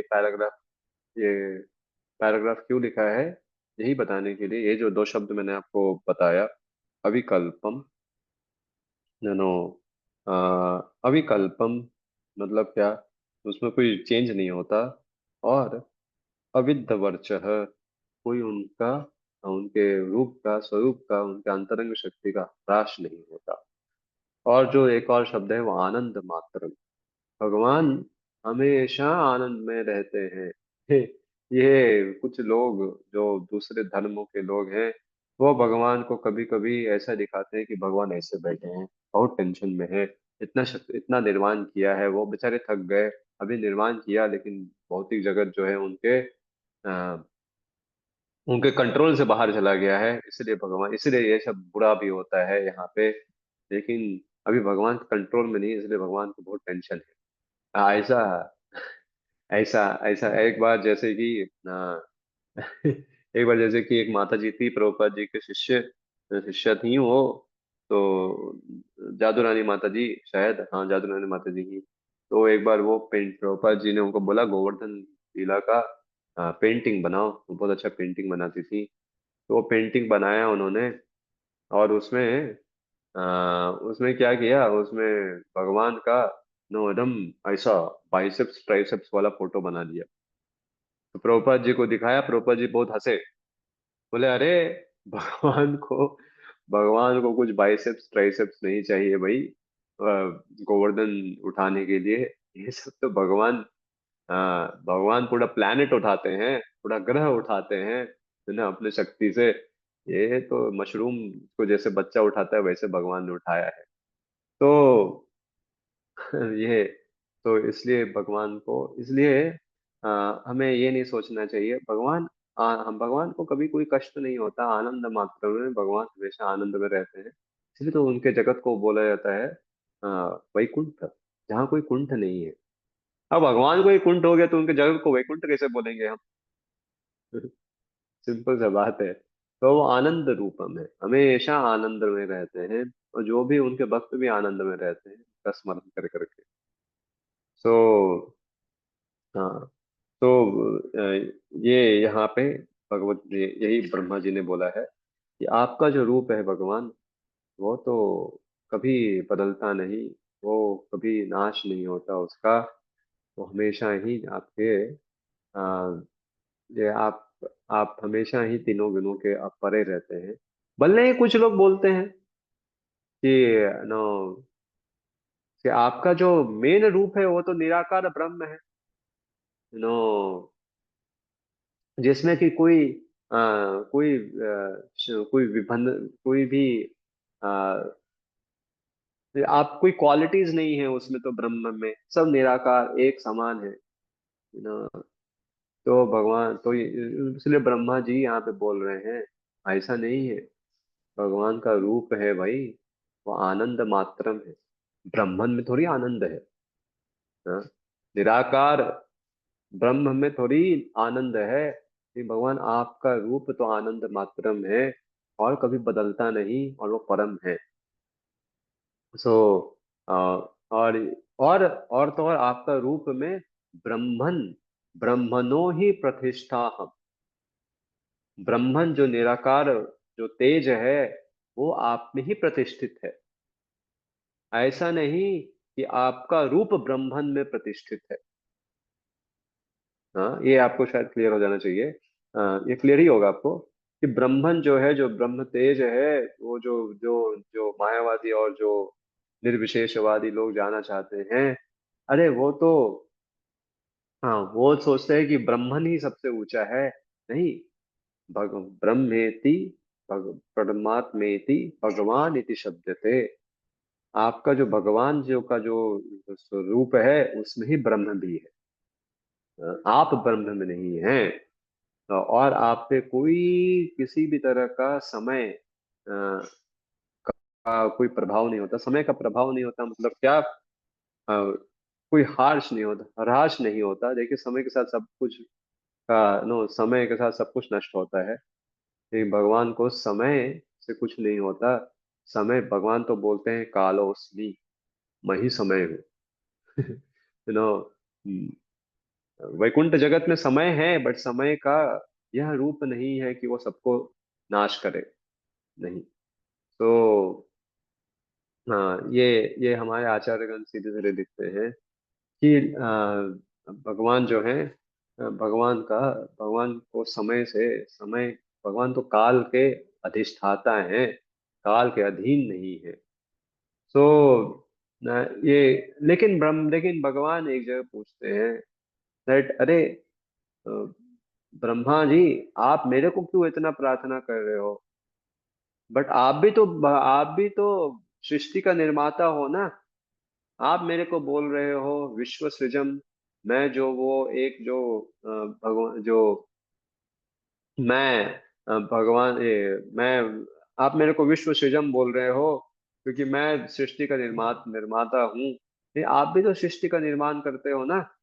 देखिए यहाँ पे बोल रहे हैं वो, है ना, ये श्लोक में बोल रहे हैं विश्व सृजम, है ना, वो बोले, अरे भगवान बोले, आप ही तो ये विश्व के सृजन सृजन करता हो, क्रिएटर हो। आप मेरे को क्यों बोल रहे हो केवल कि मैं विश्व सृजन हूँ, और आप उसलिए मेरे को प्रार्थना कर रहे हो। तो ब्रह्मा जी बोलते हैं, नहीं नहीं नहीं, मैं और आप में बहुत अंतर है। देखो भाई, मैं, आप आप तो पूर्णतः अविश्वम हैं, आप पूर्णतः आध्यात्मिक हैं। आप में कुछ भी भौतिक नहीं है ना। बट बट मैं तो पूरा भौतिक ही ये हूँ, क्योंकि मेरे में तो मद है, मेरे में तो घमंड है। आ, कि मेरे में घमंड है, मेरे में मदता है, कि मैं अपने शरीर, इंद्रियों और मन के द्वारा खुश रह सकता हूँ। ये जो मद है मेरे में, यह मद सभी के सभी भौतिक जीवात्मा में है। और वो इसलिए बोल रहे हैं कि आप में नहीं है ऐसा। आप में को तो आप संपूर्ण भोक्ता हैं, लेकिन आप में कोई मद नहीं है, घमंड नहीं है। मेरे को तो इसका घमंड है, इस चीज का घमंड है जो कि नाश्वर है, खत्म हो जाएगा, उसका घमंड है मेरे को। इस भौतिक सो ब्रह्मा जी सीधे सीधे बोल रहे हैं, मैं भी सृजन करता हूँ। जैसे कि इस दुनिया में हम भी कुछ बनाते हैं ना, जैसे साइंटिस्ट लोग बना रहे हैं, स्मार्टफोन बना रहे हैं, लैपटॉप बना रहे हैं, 5G बना रहे हैं, 6G बना रहे हैं, सब बना रहे हैं वो लोग। तो क्या उनको भगवान के प्रति समान मानेंगे क्या? तो क्यों अरे वो सब मरने वाले लोग हैं, कैसे उनको भगवान से हम तुलना कर सकते हैं? लेकिन इस दुनिया में सभी लोगों को एक मद है, वो वही मद है कि मैं अपने शरीर, इंद्रियों और मन से खुश रह सकता हूँ, खुशी प्राप्त कर सकता हूँ। है ना? ये ये एक यह एक बीमारी है, यह एक बीमारी है सभी बद्ध जीवों में, जो कि ब्रह्मा जी वहां पे बोल रहे हैं, हमारा बद्धता दिखा रहे हैं भगवान के सामने, हमारे को प्रतिनिधित्व करके। तो ये बद्धता जो है ना, यही बद्धता कि हम अपने शरीर, इंद्रियों और मन से द्वारा खुशी प्राप्त कर सकते हैं, इसलिए तो लगे रहते हैं सबके सब मजा मारने में, सेंस ग्रेटिफिकेशन में, है ना? सबके सब लगे हैं, क्यों? उनको आशा है इसी के थ्रू हम खुश रह सकते हैं। ये सब अदांत लोग हैं, पागल लोग हैं, गर्वित लोग हैं, घमंडी लोग हैं, का सब चूर होता है। तो फिर आगे फिर आगे वो बोल रहे हैं अभी कि तो आगे बोल रहे हैं दैट भगवान, आप सबसे सबसे ज्यादा ऑस्पिशियस हैं पूरी इस दुनिया में। ऑस्पिशियस मतलब आप सबसे ज्यादा शुभ हैं ना, सबको शुभ लाभ प्रदान करते हैं। बट ये जो भौतिकवादी लोग हैं वो आपके आपके रूप का आदर नहीं करते, है ना। बट मैं आपके इस रूप को, स्वरूप का आदर करके बराबर प्रणाम करता हूँ। I offer respects to you repeatedly. तो ये अभी भगवान को ब्रह्मा जी चौथे श्लोक में बोल रहे हैं। तो ये रहा चौथा श्लोक जो हम पढ़ेंगे अभी। नहीं तो अंग्रेजी है। हाँ। ये आपको दिख रहा है हिंदी वाला? हाँ प्रभु जी, दिख रहा है प्रभु जी। है। हाँ जी। तो अभी हम ये पढ़ेंगे ये श्लोक। आप भी मेरे साथ दोहराइए अपने अपने। तद्वा तद्वा इदं भुवन मंगल मंगलाय तद्वा इदं ध्याने सम मंगलमंगलाय ध्याने स्मनो दर्शितं तोपासकानां ज्ञानोऽसनो दर्शन स उपकामाय तस्मै नमो भगवते अनुविधिं तुभ्यम् तस्मो न मे भगवते अनुविद्येम तुभ्यम् यो अनादृतो नरक भगभेद प्रसंगै।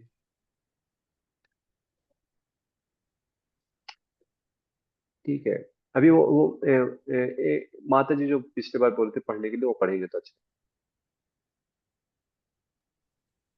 जी, हरे कृष्ण प्रभु जी, दंडवत प्रणाम। पूर्ण धन्यवाद। पुरुषोत्तम भगवान कृष्ण का यह वर्तमान रूप या उनके द्वारा विस्तार किया हुआ कोई भी दिव्य रूप सारे ब्रह्मांडों के लिए समान रूप से मंगलमय है। चूंकि आपने यह नित्य साकार रूप प्रकट किया है जिसका ध्यान आपके भक्त करते हैं, इसलिए मैं आपको सादर नमस्कार करता हूँ। जिन्हें नरक गामी होना बदा है, वे आपके साकार रूप की उपेक्षा करते हैं, क्योंकि वे लोग भौतिक विषयों की ही कल्पना करते रहते हैं। हरे कृष्ण। हम्म, जी। तो ब्रह्मा जी तो सीधे सीधे यही बोला, मैं आपके भगवान, आपके रूप का बारंबार, है ना, स्मरण करता हूँ, आदर नमस्कार करता हूँ। आपके जो वह रूप जो नित्य साकार रूप प्रकट है, आपका ध्यान करता हूँ। तद तद्वो इदम भुवन मंगल मंगलाय। वह रूप जो हर हर हर एक हर एक ग्रह को मंगलमय बनाता है, हर एक ब्रह्मांड को मंगलमय बनाता है, उस रूप का मैं ध्यान, और उस रूप का मैं ध्यान दर्शितम उपासका नाम, है ना, मैं मैं उस रूप का क्या करना चाहता हूँ, जैसे आपके भक्त करते हैं, उस रूप का मैं ध्यान करना चाहता हूँ। ध्यानो ध्याने स्मनो दर्शितम त उपासका नाम। मैं दर्शन करना चाहता हूँ, दर्शन मेरा हो भी रहा है, और मैं उसका उपासना कर, तस्मै नमो भगवते अनुदिन अनु अनुविधेम तुभ्यम।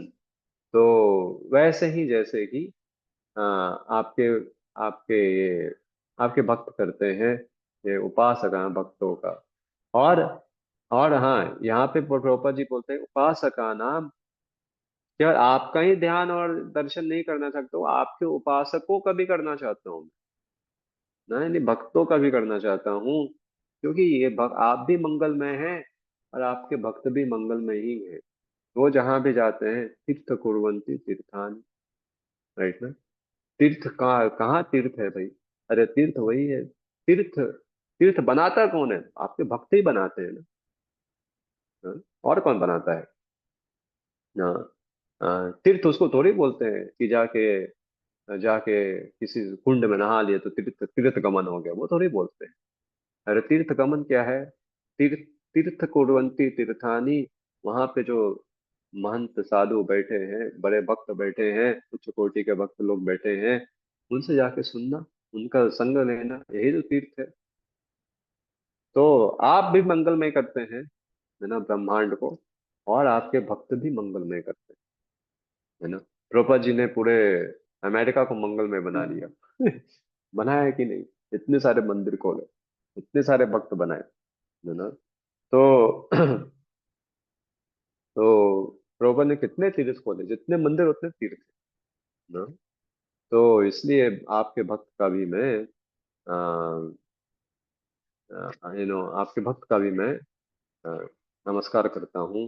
इसलिए मैं आपको सदा, आपको और आपके दोनों भक्तों को। तो आगे प्रभुपाद जी यहाँ पे अभी यहाँ पे लिखते हैं, जिन्हें भगवान के, पढ़े,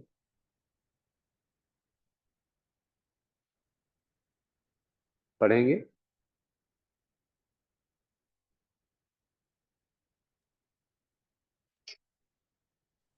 हरे कृष्ण। गोविंद प्रिया माता जी, आप पढ़ रहे थे ना, पढ़िए आगे। जी जी जी जी माता जी। जिन्हें भगवान के निर्विशेष रूप की आसक्ति है, चाहे वह ध्यान में हो या अन्यत्र, वे सब नरकगामी होते हैं। जैसा कि भगवत गीता 12.5 में कहा गया है कि निर्विशेषवादी व्यर्थ ही संसारी मानसिक चिंतन में अपना समय बर्बाद करते हैं, क्योंकि वे सत्य की अपेक्षा मिथ्या तर्कों में आसक्त रहते हैं। अतएव यहाँ पर ब्रह्मा ने निर्विशेषवादियों की संगति की निंदा की है। हाँ। ये 12.5 बहुत ही जबरदस्त श्लोक है। क्लेशो अधिकरस्ते साम अव्यक्त आसक्त चेत साम अव्यक्त ही गतिर दुखम देहा वर्धिर्र देहावबधिर अवप्यते। तो क्या बोलते हैं, ये जो आपका जो इम्पर्सनल फीचर, आपका जो ये ब्रह्म ब्रह्म के रूप में जो आपको जो पूजा करते हैं, वो केवल क्या प्राप्त करते हैं, क्लेश, क्लेशाधिकर तेषां, है ना। क्यों भैया, वो अव्यक्त से आसक्त है। अव्यक्त मतलब कि आपके ब्रह्म रूप से आसक्त है, इम्पर्सनल फॉर्म से आसक्त है। तो उनको क्या मिलता है, केवल क्लेश मिलता है। अव्यक्त ही गतिर दुखम, और उनका, हाँ, यू नो, वो उनको क्या आगे, उनको केवल आगे भी क्या, उनका गति भी क्या है, दुख भरा ही है। क्यों भाई, अरे क्योंकि कुछ आनंद ही नहीं है निर्विशेष ब्रह्म में। वो गति भी प्राप्त किया तो क्या प्राप्त किया, निरानंद, आनंद ही नहीं है ना। तो इसलिए उसका, इसलिए इसलिए वो कोट करके भी यहाँ पे बोला जा रहा है, ब्रह्मा प्रभुपाद जी लिख रहे हैं, निर्विशेषवादी जो उसका स्मरण करते हैं, वो तो केवल, वो तो नरक के गामी है। नरक के गामी बोल दिया गया है इनको तो यहाँ पे। फिर आगे प्रभुपाद जी, प्रभुपाद जी लिखते हैं यहाँ पे ये,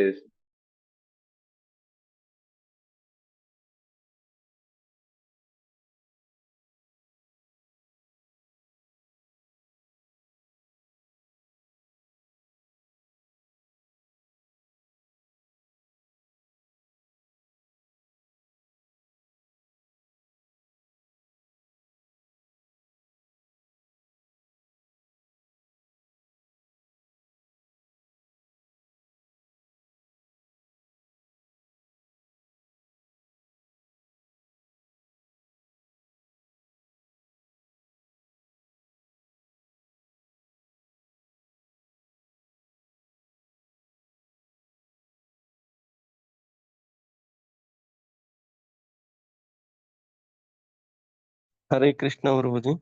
हाँ, हरे कृष्ण हरे कृष्ण। मैं थोड़ा मीटिंग के बाहर चला गया था, मेरा नेटवर्क डाउन हो गया। तो मैं, अ, यहाँ यहाँ से पढ़िए माता जी, जो मैं अभी दिखा रहा हूँ, भगवान आप जो माता जी पढ़ रहे थे पढ़ेंगे। नहीं तो कोई और पढ़िए, कोई और भी पढ़ सकते हैं, पढ़िए। हरे हाँ कृष्णा प्रभु जी, मैं पढ़। पढ़ती हूँ। हाँ पढ़िए प्रभु जी, पढ़िए। पढ़ो माता जी पढ़ो। भगवान अपना विस्तार उसी तरह करते हैं जिस तरह अग्नि की लपेटें एक के बाद दूसरे में करती है।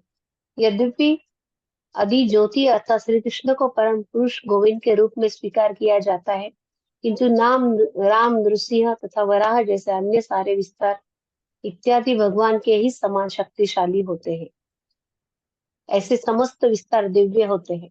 श्रीमद् भागवत के प्रारंभ में यह स्पष्ट किया गया है कि परम सत्य पर ब्रह्म भौतिक स्पर्श से नित्य अकलुषित होते हैं। भगवान के दिव्य राज्य में शब्दों तथा कर्मों का इंद्रजाल नहीं है। भगवान के सभी रूप दिव्य होते हैं और ऐसे प्रदर्शन सदा समान होते हैं। किसी भक्त को प्रदर्शित भगवान का कोई विशेष रूप लौकिक नहीं होता, भले ही भक्त में भौतिक इच्छा शेष हो, न ही वह भौतिक शक्ति के प्रभाव के कारण प्रकट होता है। जैसा कि निर्विशेषवादी मूर्खतावश मानते हैं, ऐसे निर्विशेषवादी जो भगवान के दिव्य रूपों को भौतिक जगत की उपज मानते हैं, निश्चित रूप से नरकगामी होते हैं। हाँ, ये जो लास्ट में जो प्रभुपाद जी ने लिखा है ना, भगवान के सभी रूप दिव्य होते हैं, तो इसलिए तो उन्होंने कोट ब्रह्म संहिता को बोल दिया, दीपा रचय वे दशांत दशांतरम अभूप्यत्य। तो वो बता दिया उन्होंने, कि जैसे एक एक एक मोमबत्ती है, कैंडल है, एक कैंडल से हम दूसरे कैंडल को जलाते हैं। तो भगवान जो है, भगवान जो कृष्ण है, वो पहले कैंडल है, और जो उनके अवतार है वे सब दूसरे तीसरे कैंडल हैं। लेकिन हर कैंडल तो समान ही है, ऐसा बोल के ऐसा बताया गया है। तो यहाँ पे एक लास्ट लाइन जो लिखा है ना, किसी भक्त को प्रदर्शित, किसी भक्त को प्रदर्शित भगवान का कोई विशेष रूप लौकिक नहीं होता, भगवान अगर किसी भक्त को उसके इच्छा के अनुसार कुछ अपना रूप भी दिखा प्रकाशित करते हैं, तो वो कभी भी लौकिक नहीं होता। वो यह नहीं सोचना चाहिए कि भगवान ने कुछ लौकिक रूप लिया है। नहीं जी, ऐसा नहीं है। भले ही भले ही वो लौकिक इच्छा शेष हो, मानो जैसे कि आ, आप बोल सकते, ऐसे तो मतलब कोई बोल सकता है कि अरे भगवान की भक्त में के हृदय में अगर भौतिक इच्छा है तो कैसे भगवान का दर्शन हो सकता है। ये बात सही है, नहीं हो सकता। फॉर एग्जाम्पल कौन सा रूप प्रभु जी, लौकिक रूप?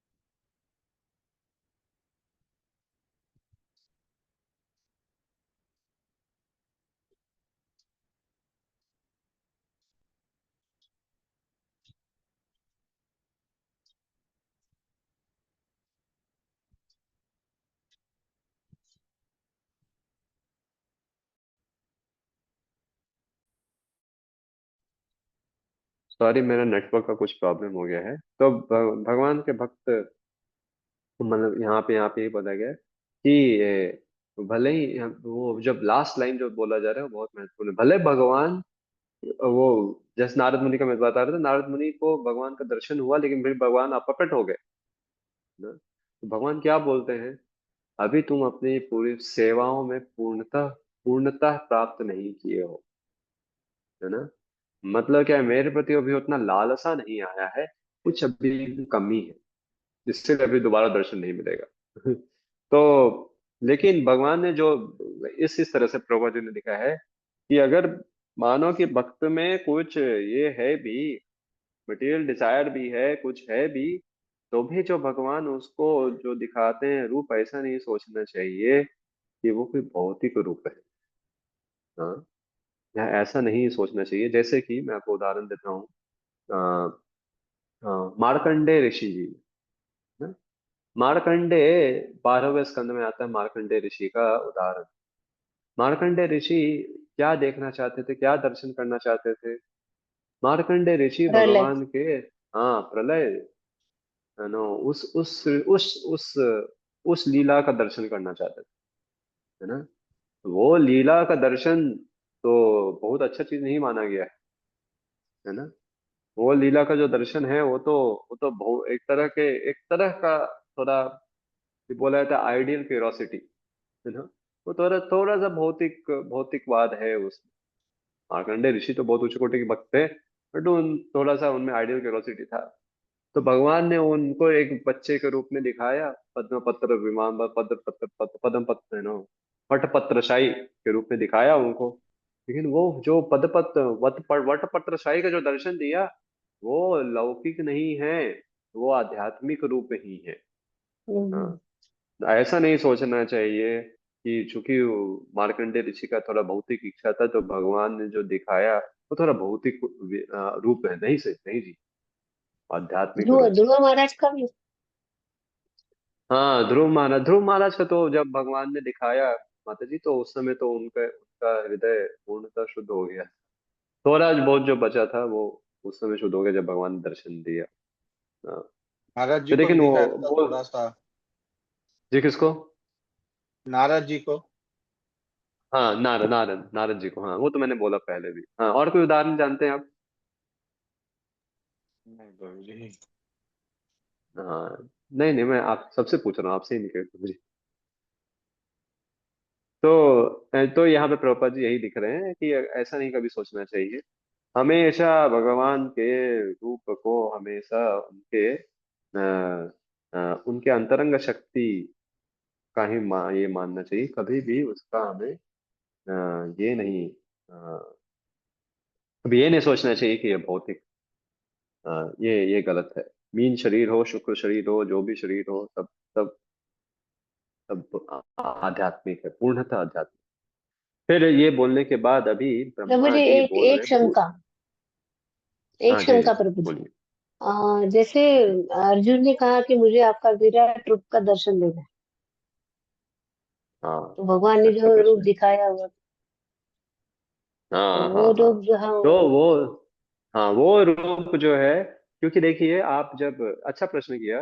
वो जो रूप है उन्होंने जो दिखा बोला, दिखाने के लिए ब्रह्मा कृष्ण भगवान को, वो रूप तो ये उन्होंने बोला ही कि भगवान ने, आपने जो भी अभी तक 10वें अध्याय तक बोला है, मैं ये हूँ, मैं वो हूँ, मैं सब हूँ, वो हमें मुझे एक जगह करके दिखाओ।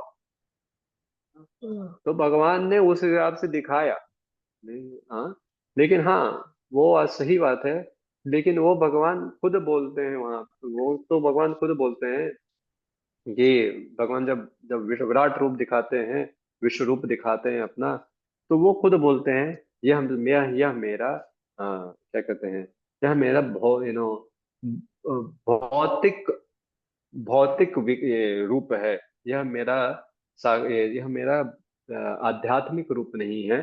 तो ये तो आप ये भी जब 11वें स्कंद में जब पढ़ेंगे, भगवान जब इस पृथ्वी को छोड़ना चाहते हैं, यहाँ से डिसअपियर होना चाहते हैं, वहां पे भी जो जरा नाम का जो, क्या होता है, हंटर, व्याध जो होता है, व्याध हाँ, व्याध हाँ जी, तो व्याध, हाँ, वो जब मारता है, तो भगवान के भगवान के का ये पाद पद पद पद कमल पद पे मारता है वो, एरो मारता है। लेकिन वो बोलता है, बोला जाता है वो खून निकला, और कुछ लोग ये भी बोला था कि भगवान ने शरीर छोड़ के गए। तो भगवान वहां पे अपना एक एक मटेरियल फॉर्म, एक एक्चुअली वो अपना एक मटेरियल फॉर्म समझ रहे हो आप, माया द्वारा बनाया हुआ एक फॉर्म छोड़ के जाता है। जैसे कि मदर माँ सीता ने, हम्म, माँ सीता जब जाती है तो अग्नि के द्वारा एक अपना तो चली जाती है अग्नि में, और अग्नि के द्वारा एक एक फॉर्म निर्माण निर्माण होके वो भौतिक राम जी के शरीर। साथ रहती है वो। हाँ भौतिक शरीर, हाँ भौतिक शरीर, हाँ सही। थोड़ा अंग्रेजी का, थोड़ा हिंदी का प्रॉब्लम है। तो वो भगवान जब उधर जब भी जा रहे हैं ना, तो जरा जो व्याध है जो मारता है, तो वो भगवान के भौतिक शरीर को मारता है, वो तो वहां पे क्लियर क्लियर बताया गया है।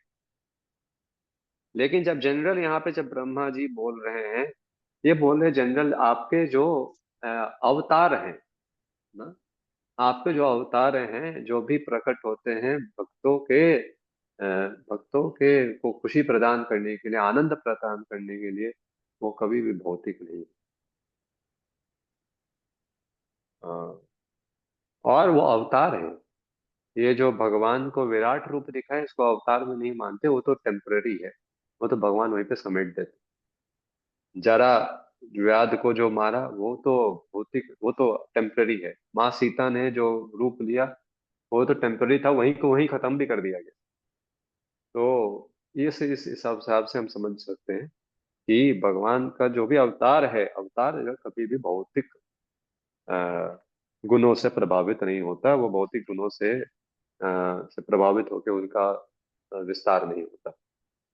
ठीक है माता जी, समझ में आप हाँ, यस प्रभु। तो अभी आगे हम बढ़ेंगे। अभी आगे वो बहुत ही सुंदर श्लोक गाते हैं। ये मैं आज जितना ले पाऊंगा आपका, उसमें से ये सबसे सुंदर श्लोक है, ये 5वां नंबर श्लोक। मेरे पीछे आप गाने को गा सकते हैं। ये तु त्वद्य चरणाम्बुजकोश गंधम जिघ्रन्ति कर्णविवरे श्रुतिवातनीतम् भक्त्या गृहीतचरणा परया च तेषाम् नापैषि नाथ हृदयम् स्वपुंसाम्।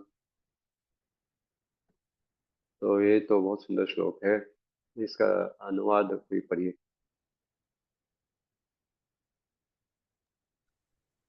हरे कृष्ण जी, मैं पढ़ूं। हाँ हाँ। हे प्रभु, जो लोग वैदिक ध्वनि की वायु द्वारा ले जाई गई आपके चरण कमलों की सुगंध को अपने कानों के द्वारा सूंघते हैं, वे आपकी भक्ति में सेवा को स्वीकार करते हैं। उनके लिए आप उनके हृदय रूपी कमल से कभी भी विलग नहीं होते। हाँ, तो अभी आपको बहुत अजीब सा लगा होगा। सूंघते तो हम नाक से हैं, लेकिन यहाँ पे बोला गया है वो आपके भक्त आपको कानों के द्वारा सुनते हैं। है ना। कानों के द्वारा सूंघते हैं, मतलब कान के द्वारा हम क्या करते हैं, ये, वो हम भगवान क्या करते हैं, हम सुनते हैं, श्रवण। श्रवण करते हैं। हाँ, तो श्रवण करना का महिमा है। श्रुतिवात नीतम, किसका श्रवण? वो श्रुति, श्रुति शास्त्रों का, श्रुति स्मृति शास्त्रों का जो श्रवण करते हैं। जिग्रंथि कर्ण विवरे, है ना। वो वो एक्चुअली आपके चरण अंबुज कोश गंध, वो आपके चरण जो अंबुज की तरह हैं, उसके गंध का सुगंध लेते हैं। बात तो सही है, क्योंकि ना, सुनेंगे तब तो जानेंगे क्या गंध है। सुनेंगे ही नहीं तो क्या। तो इसलिए वो अभी बोल रहे हैं। अभी ये पूरा तात्पर्य पढ़ेंगे तो अच्छा है।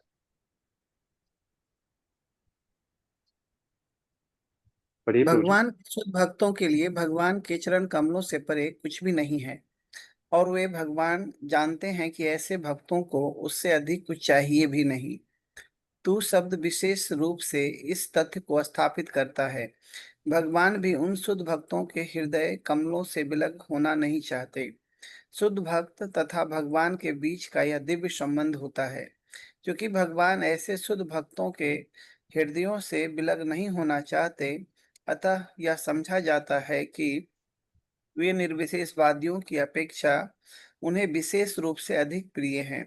भगवान के साथ शुद्ध भक्त का संबंध इसलिए विकसित होता है क्योंकि भक्त द्वारा वैदिक प्रमाण के वास्तविक आधार पर भगवान की भक्तिमय सेवा की जाती है। ऐसे शुद्ध भक्त संसारी भावनावादी भावुक नहीं होते, अपितु वे वस्तुतः यथार्थवादी होते हैं, क्योंकि उनके कार्यों का समर्थन उन वैदिक अधिकारियों द्वारा होता है जिन्होंने वैदिक ग्रंथों में उल्लेखित तथ्यों को श्रवण करके ग्रहण किया है। कंटिन्यू कर जी। जी जी हाँ। परया शब्द अत्यंत सार्थक है। पराभक्ति या ईश्वर का स्वतः स्फुरत प्रेम भगवान से घनिष्ठ संबंध का आधार होता है। भगवान के साथ संबंध की यह चरम अवस्था प्रामाणिक स्रोतों से यथा भगवत गीता तथा भागवत से भगवान के विषय में उनके नाम रूप गुण इत्यादि भगवान के विशुद्ध भक्तों के मुख से सुनकर प्राप्त की जा सकती है। हरे कृष्ण। हाँ, धन्यवाद। तो ये ये तो बहुत ही सुंदर श्लोक है, क्योंकि यहाँ पे आप देखिए, ये पूरा तात्पर्य बहुत सुंदर है। प्रभुपाद जी लिख रहे हैं कि भगवान के भक्त, जो भक्त हैं वो आपके चरण कमलों का आश्रय लेना चाहते हैं। वो पोष गंध, मतलब क्या, आपके चरण कमलों का एक्चुअली मतलब क्या, आश्रय लेना चाहते हैं, है ना। जैसे कि कुछ भी, कोई कोई बहुत सुंदर सुगंधित चीज है, तो हम उसका ये, हम उसके उसके सुगंध का आश्रय लेते हैं, हम उसको सूंघते हैं, हमें बहुत अच्छा लगता है। हम चाहते हैं कि वो, जैसे कि वो नरसिम्हा ऑयल लगाते हैं सुबह सुबह, तो हम चाहते हैं कि वो लगा रहे ना, बार बार सूंघते रहते हैं। क्यों? भगवान का याद आता है भाई, स्मरण आता है, तो हम आश्रय लेते हैं। तो चरण अम्बुज कोश गंधा का मतलब क्या, गंध का मतलब क्या है? अ, वो हम भगवान के भक्त भगवान के चरण कमलों का आश्रय लेना चाहते हैं। हाँ। अरे कैसे आश्रय लेते हैं भाई? आश्रय लेना का मतलब है पहले भगवान, शुरू कैसे होता है?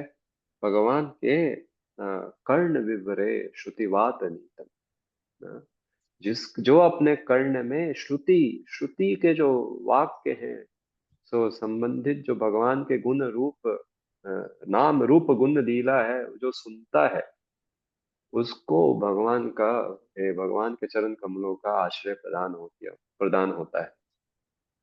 प्रभुपाद जी बहुत सुंदर लिखते हैं, ये बहुत ही सुंदर है। भगवान के साथ शुद्ध भक्त का संबंध इसलिए विकसित होता है क्योंकि भक्त द्वारा वैदिक प्रमाण के वास्तविक आधार पे भगवान की भक्ति भक्तिमय सेवा की जाती है। हरे कृष्ण। हाँ, तो ये अ, ये एक बहुत ही महत्वपूर्ण चीज है। देखिए प्रभुपाद जी आगे लिख रहे हैं, ऐसे शुद्ध भक्त संसार भावना आदि भावुक नहीं होते। देखिए भक्तों को शायद मराठी में यहाँ पे बोलते हैं भावुक, बोलते हैं ना शायद, आपके यहाँ मतलब यहाँ पे बोलते हैं शायद, मैंने सुना है ऐसे हिंदियों में है, हाँ, भावुक, भाव बोलते है हैं ना। प्रभु। भाव भाव भाव मतलब क्या होता है प्रभु जी? बड़े बड़े भावुक, भाई मतलब। अच्छा बड़े भाई, अच्छा ठीक है ठीक है, मेरे को लगता था भावुक बोलते हैं।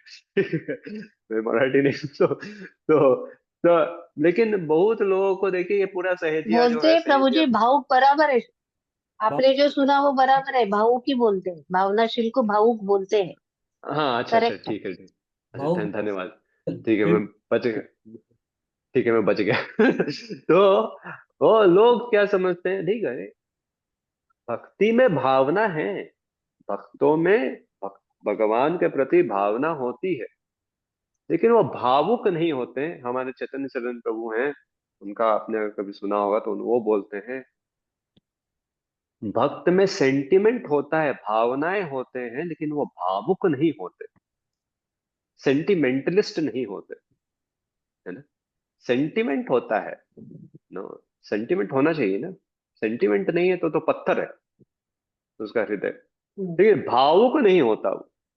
भावुक लोग क्या होता है, अरे वो आज यहाँ भगवान के लिए भी रोएगा, हाँ भगवान, और फिर जाके भौतिक वस्तु के लिए भी रोएगा, भौतिकवादियों और भौतिक चीजों के लिए भी रोएगा। अरे क्या भावना, जिसके प्रति कृष्ण भावना अमृत है, जो उसका हृदय कभी कैसे कैसे किसी भौतिक वस्तु के पीछे पतक पिघल सकता है ना। ये तो नियम ही नहीं है इस भक्ति का।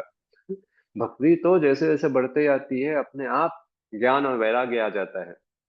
भाई कैसे भौतिक वस्तु के पीछे वो रोएगा। हाँ, देखिए पांडव क्या कभी रोते दिखे क्या, कुंती महारानी कभी रोती दिखी क्या कि हाय रे हाय सब चला गया, हमारा सारा धन संपत्ति चला गया, एक भी श्लोक कैसा गाया उन्होंने? कभी नहीं गाया। नो, और तो और उल्टा क्या बोलती है, सब सारे दुख वापस आ जाए।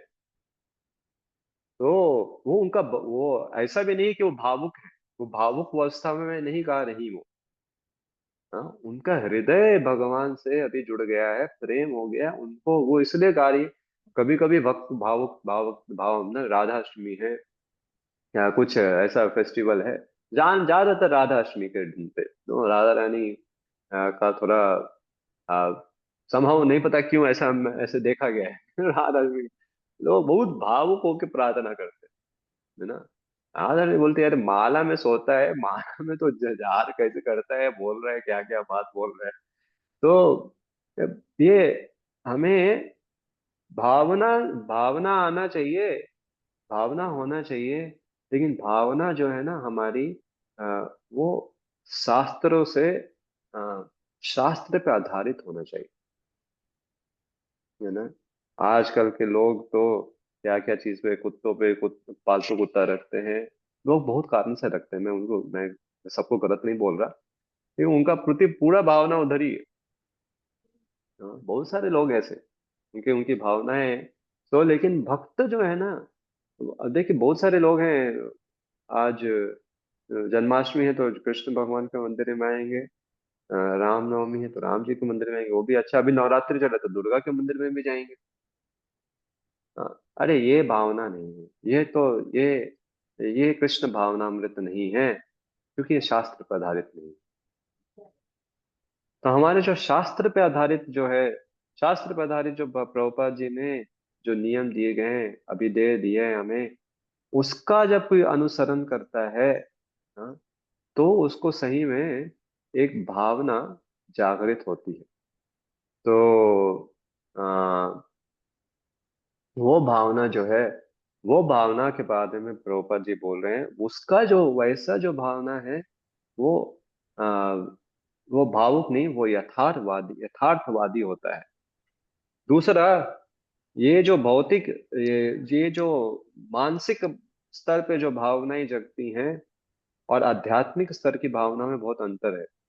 मानसिक स्तर की भावनाएं जो हैं, वो वो आज जगेंगी कल खत्म हो जाएगी, है ना। वो वो परमानेंट नहीं होती, लेकिन जो आध्यात्मिक स्तर की भावनाएं हैं, अरे वो तो परमानेंट रहती है ना। वो ऐसा नहीं है कि आज है कल खत्म हो गया। हमारा क्या है, हम तो घर्म तरल वाले लोग हैं, कभी उत्साह आता है, कभी उत्साह कम हो जाता है, कभी उत्साह आता है, उत्साह कम हो जाता है। ओह, वो जो है, उत्साह जो है, हाँ, वो उत्साह जो आता है हमें भक्ति में, वो अभी भी यथार्थवादी उत्साह नहीं है। वो थोड़ा थोड़ा भगवान की कृपा से थोड़ा कभी कभी मिल जाता है, भक्तों की कृपा से।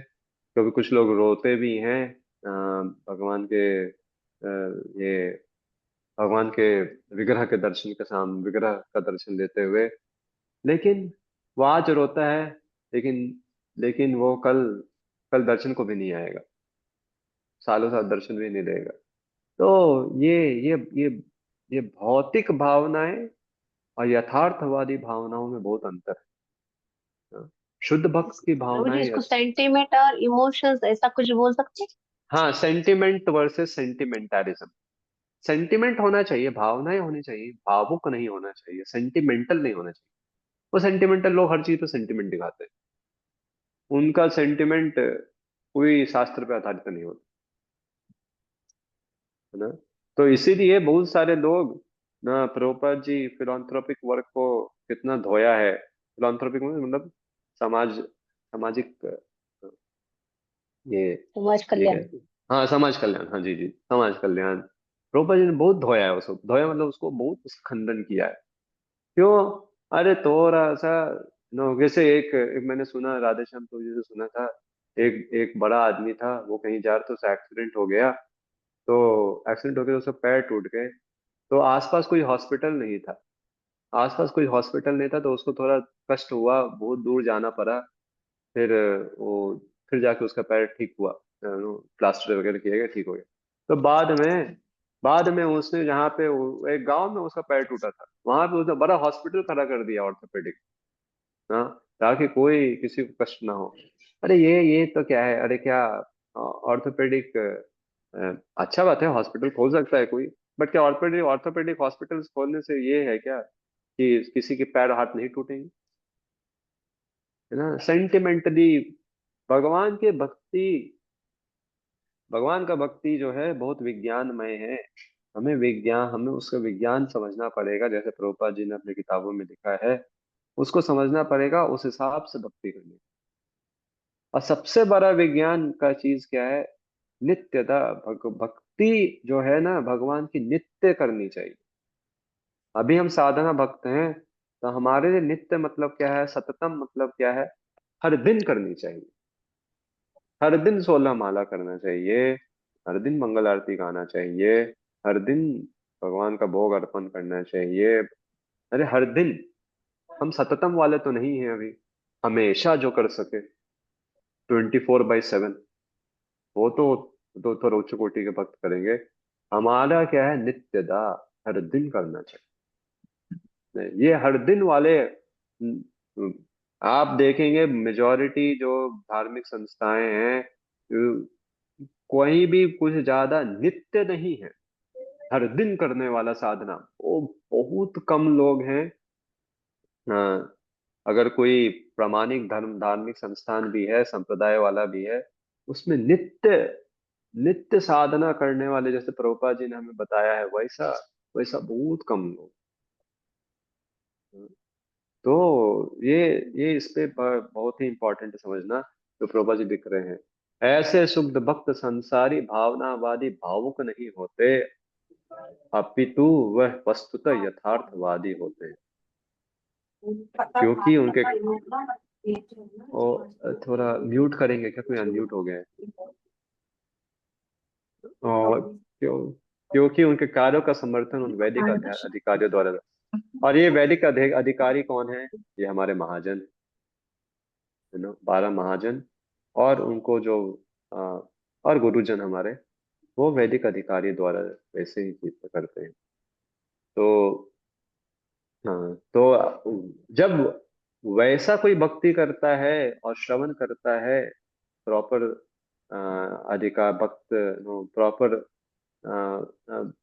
भक्तों से, नो नो, तो फिर अच्छा से अगर करता है, भगवान के श्रुतिवात नीतम, भगवान के गुण रूप लीला नाम का स्मरण ये सुन के बारे में सुनता है, तो क्या होता है, चरण अम्बुज कोशगंध, वो भगवान के चरण कमलों का आश्रय प्राप्त करता है। ऐसा ब्रह्मा जी बोल रहे हैं, आपके चरण कमल का आश्रय प्रदान प्रदान करने वाले आपके भक्त हैं, और जब हम उन भक्तों से सुनते हैं आपका नाम और रूप गुण लीला, तो हमारे हृदय में भी आपका चरण कमल स्थापित हो जाता है।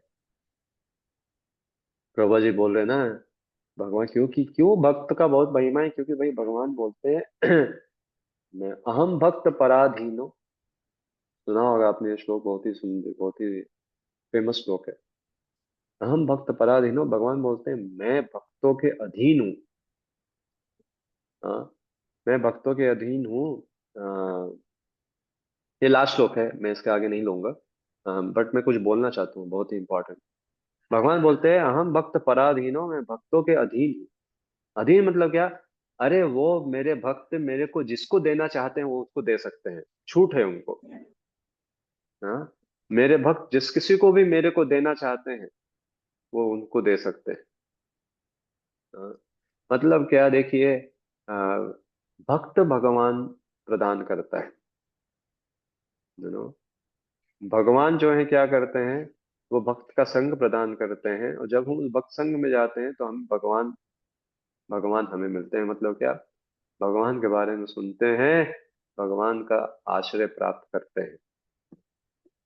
तो और ये मुख्यतः कौन करता है, ये मुख्यतः मध्यम अधिकारी भक्त करते हैं। तो मैं कनिष्ठ अधिकारी तो बेचारा, तो अपने जीवन में अपने अपने आप को इतना महान समझता है इतना उसको महान, मतलब वो होता नहीं महान, ये समझता है अपने आप को। उत्तम अधिकारी दूसरों को इतना महान मानता है कि वो सोचता है कैसे मैं किसी को प्रचार करूं, सभी मेरे से भक्त हैं। वो मध्यम अधिकारी न है, वो कृपा मैत्री उपेक्षा करता है। हरे कृष्ण। योर इंटरनेट है तो। हरे कृष्ण।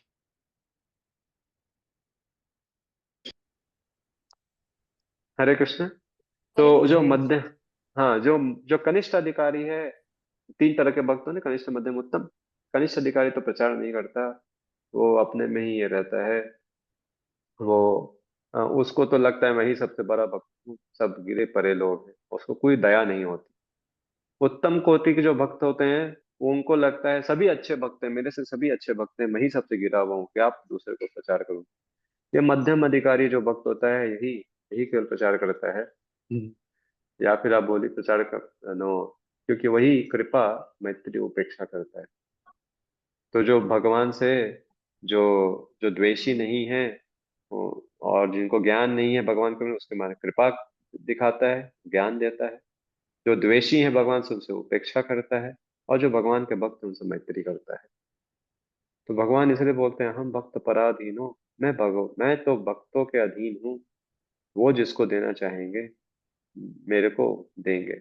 और हमें कैसे प्राप्त करना है, उन भक्तों से हमें सुनना होता है भगवान के नाम और रूप गुण लीला का। तो हम भगवान के चरण कमल का आश्रय प्राप्त करते हैं। अगर आप में से किसी को भी कोई प्रश्न है तो पूछिए, क्योंकि समय ऑलरेडी खत्म होने वाला है। कोई प्रश्न, कोई टीका टिप्पणी, कुछ बोलना है तो बोलिए। आप सब हम मेरे से बड़े लोग हैं उम्र में, आप खुल के बोल सकते हाँ, हरे कृष्ण प्रभु जी। हैं। जी हरे। जी, आपने तो इतना अच्छा तरीके से समझाया, कोई प्रश्न ही नहीं। जो प्रभुपाद के तात्पर्य से और अपने और अन्य आचार्य से भी समझाया। लेकिन अन्य जो टीचर थे इनके पहले से, वो श्रीधर स्वामी और विश्वनाथ चक्रवर्ती ठाकुर की टीकाएं भी इनमें सम्मिलित करते थे। मेरी आपको ये कोई शिकायत नहीं, लेकिन ऐसा अन्य टीचर करते थे, आप ऐसा कर सकते हो तो और भी अच्छा तरीके से समझाया जा हाँ, सकता जी जी, राइट। धन्यवाद धन्यवाद, बहुत सही। और किसी को कोई कोई टीका टिप्पणी या कुछ प्रश्न है?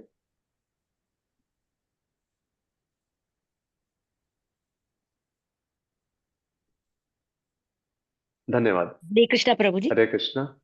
प्रभु जी, आपने पहले कहा ना हम सेवा करते हैं तो हमारे को कृपा मिलती है क्या, नहीं पता नहीं, फिर हम कैसे जाने हमारे को भगवान की कृपा मिलती है सेवा से? जी जी, मैं सुन नहीं पाया, ये प्रश्न था। हाँ, प्रश्न था प्रभु जी, आपने पहले कहा ना कि हम सेवा करते हैं तो सेवा ही हो जाती है, पर कृपा मिल रही है क्या नहीं वो पता नहीं, फिर हम कैसे जान सकते हैं कि हमारे को भगवान की कृपा मिल रही है? ये बहुत बहुत ही सरल है। जैसे जैसे कृपा मिलती जाएगी वैसे वैसे हमें भगवान के भक्ति में रुचि बढ़ते जाएगा। हम और भी करना चाहिए। अगर और भी करना चाहते हैं और अच्छे जो गुण हैं जो भक्तों में बताए गए हैं वो वो हमारे जीवन में आते जाएंगे। अगर आते जा रहे हैं तो हम बोल सकते हैं कि हम कृपा प्राप्त हो रहा है। बट किसी को घमंड हो रहा है तो फिर कृपा नहीं। थोड़ा उसको थोड़ा सोचना पड़ेगा मैं क्या कर रहा हूँ, है ना। बट सेवा नहीं रोकना चाहिए, सेवा करते रहना चाहिए, क्योंकि सेवा ही तरीका है हमारा शुद्धिकरण का। हमें भगवान के निकट जाने का। हमें यह कोशिश करना चाहिए कि हम कैसे और अच्छे तरीके से सेवा कर सके ताकि हम कृपा प्राप्त कर सकें।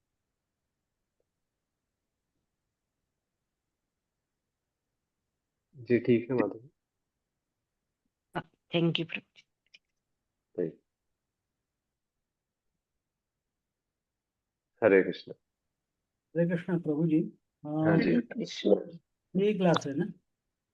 हाँ हाँ, आज हाँ मैं यही, हाँ, मैं आज ही लेने वाला था, कल नहीं हूँ मैं तो। कल नहीं लेंगे आप? ओके। नहीं मैं नहीं हूँ, वो लेंगे तो लेंगे, प्रोजी जो लेते हैं मैं ओके। कर लूंगा।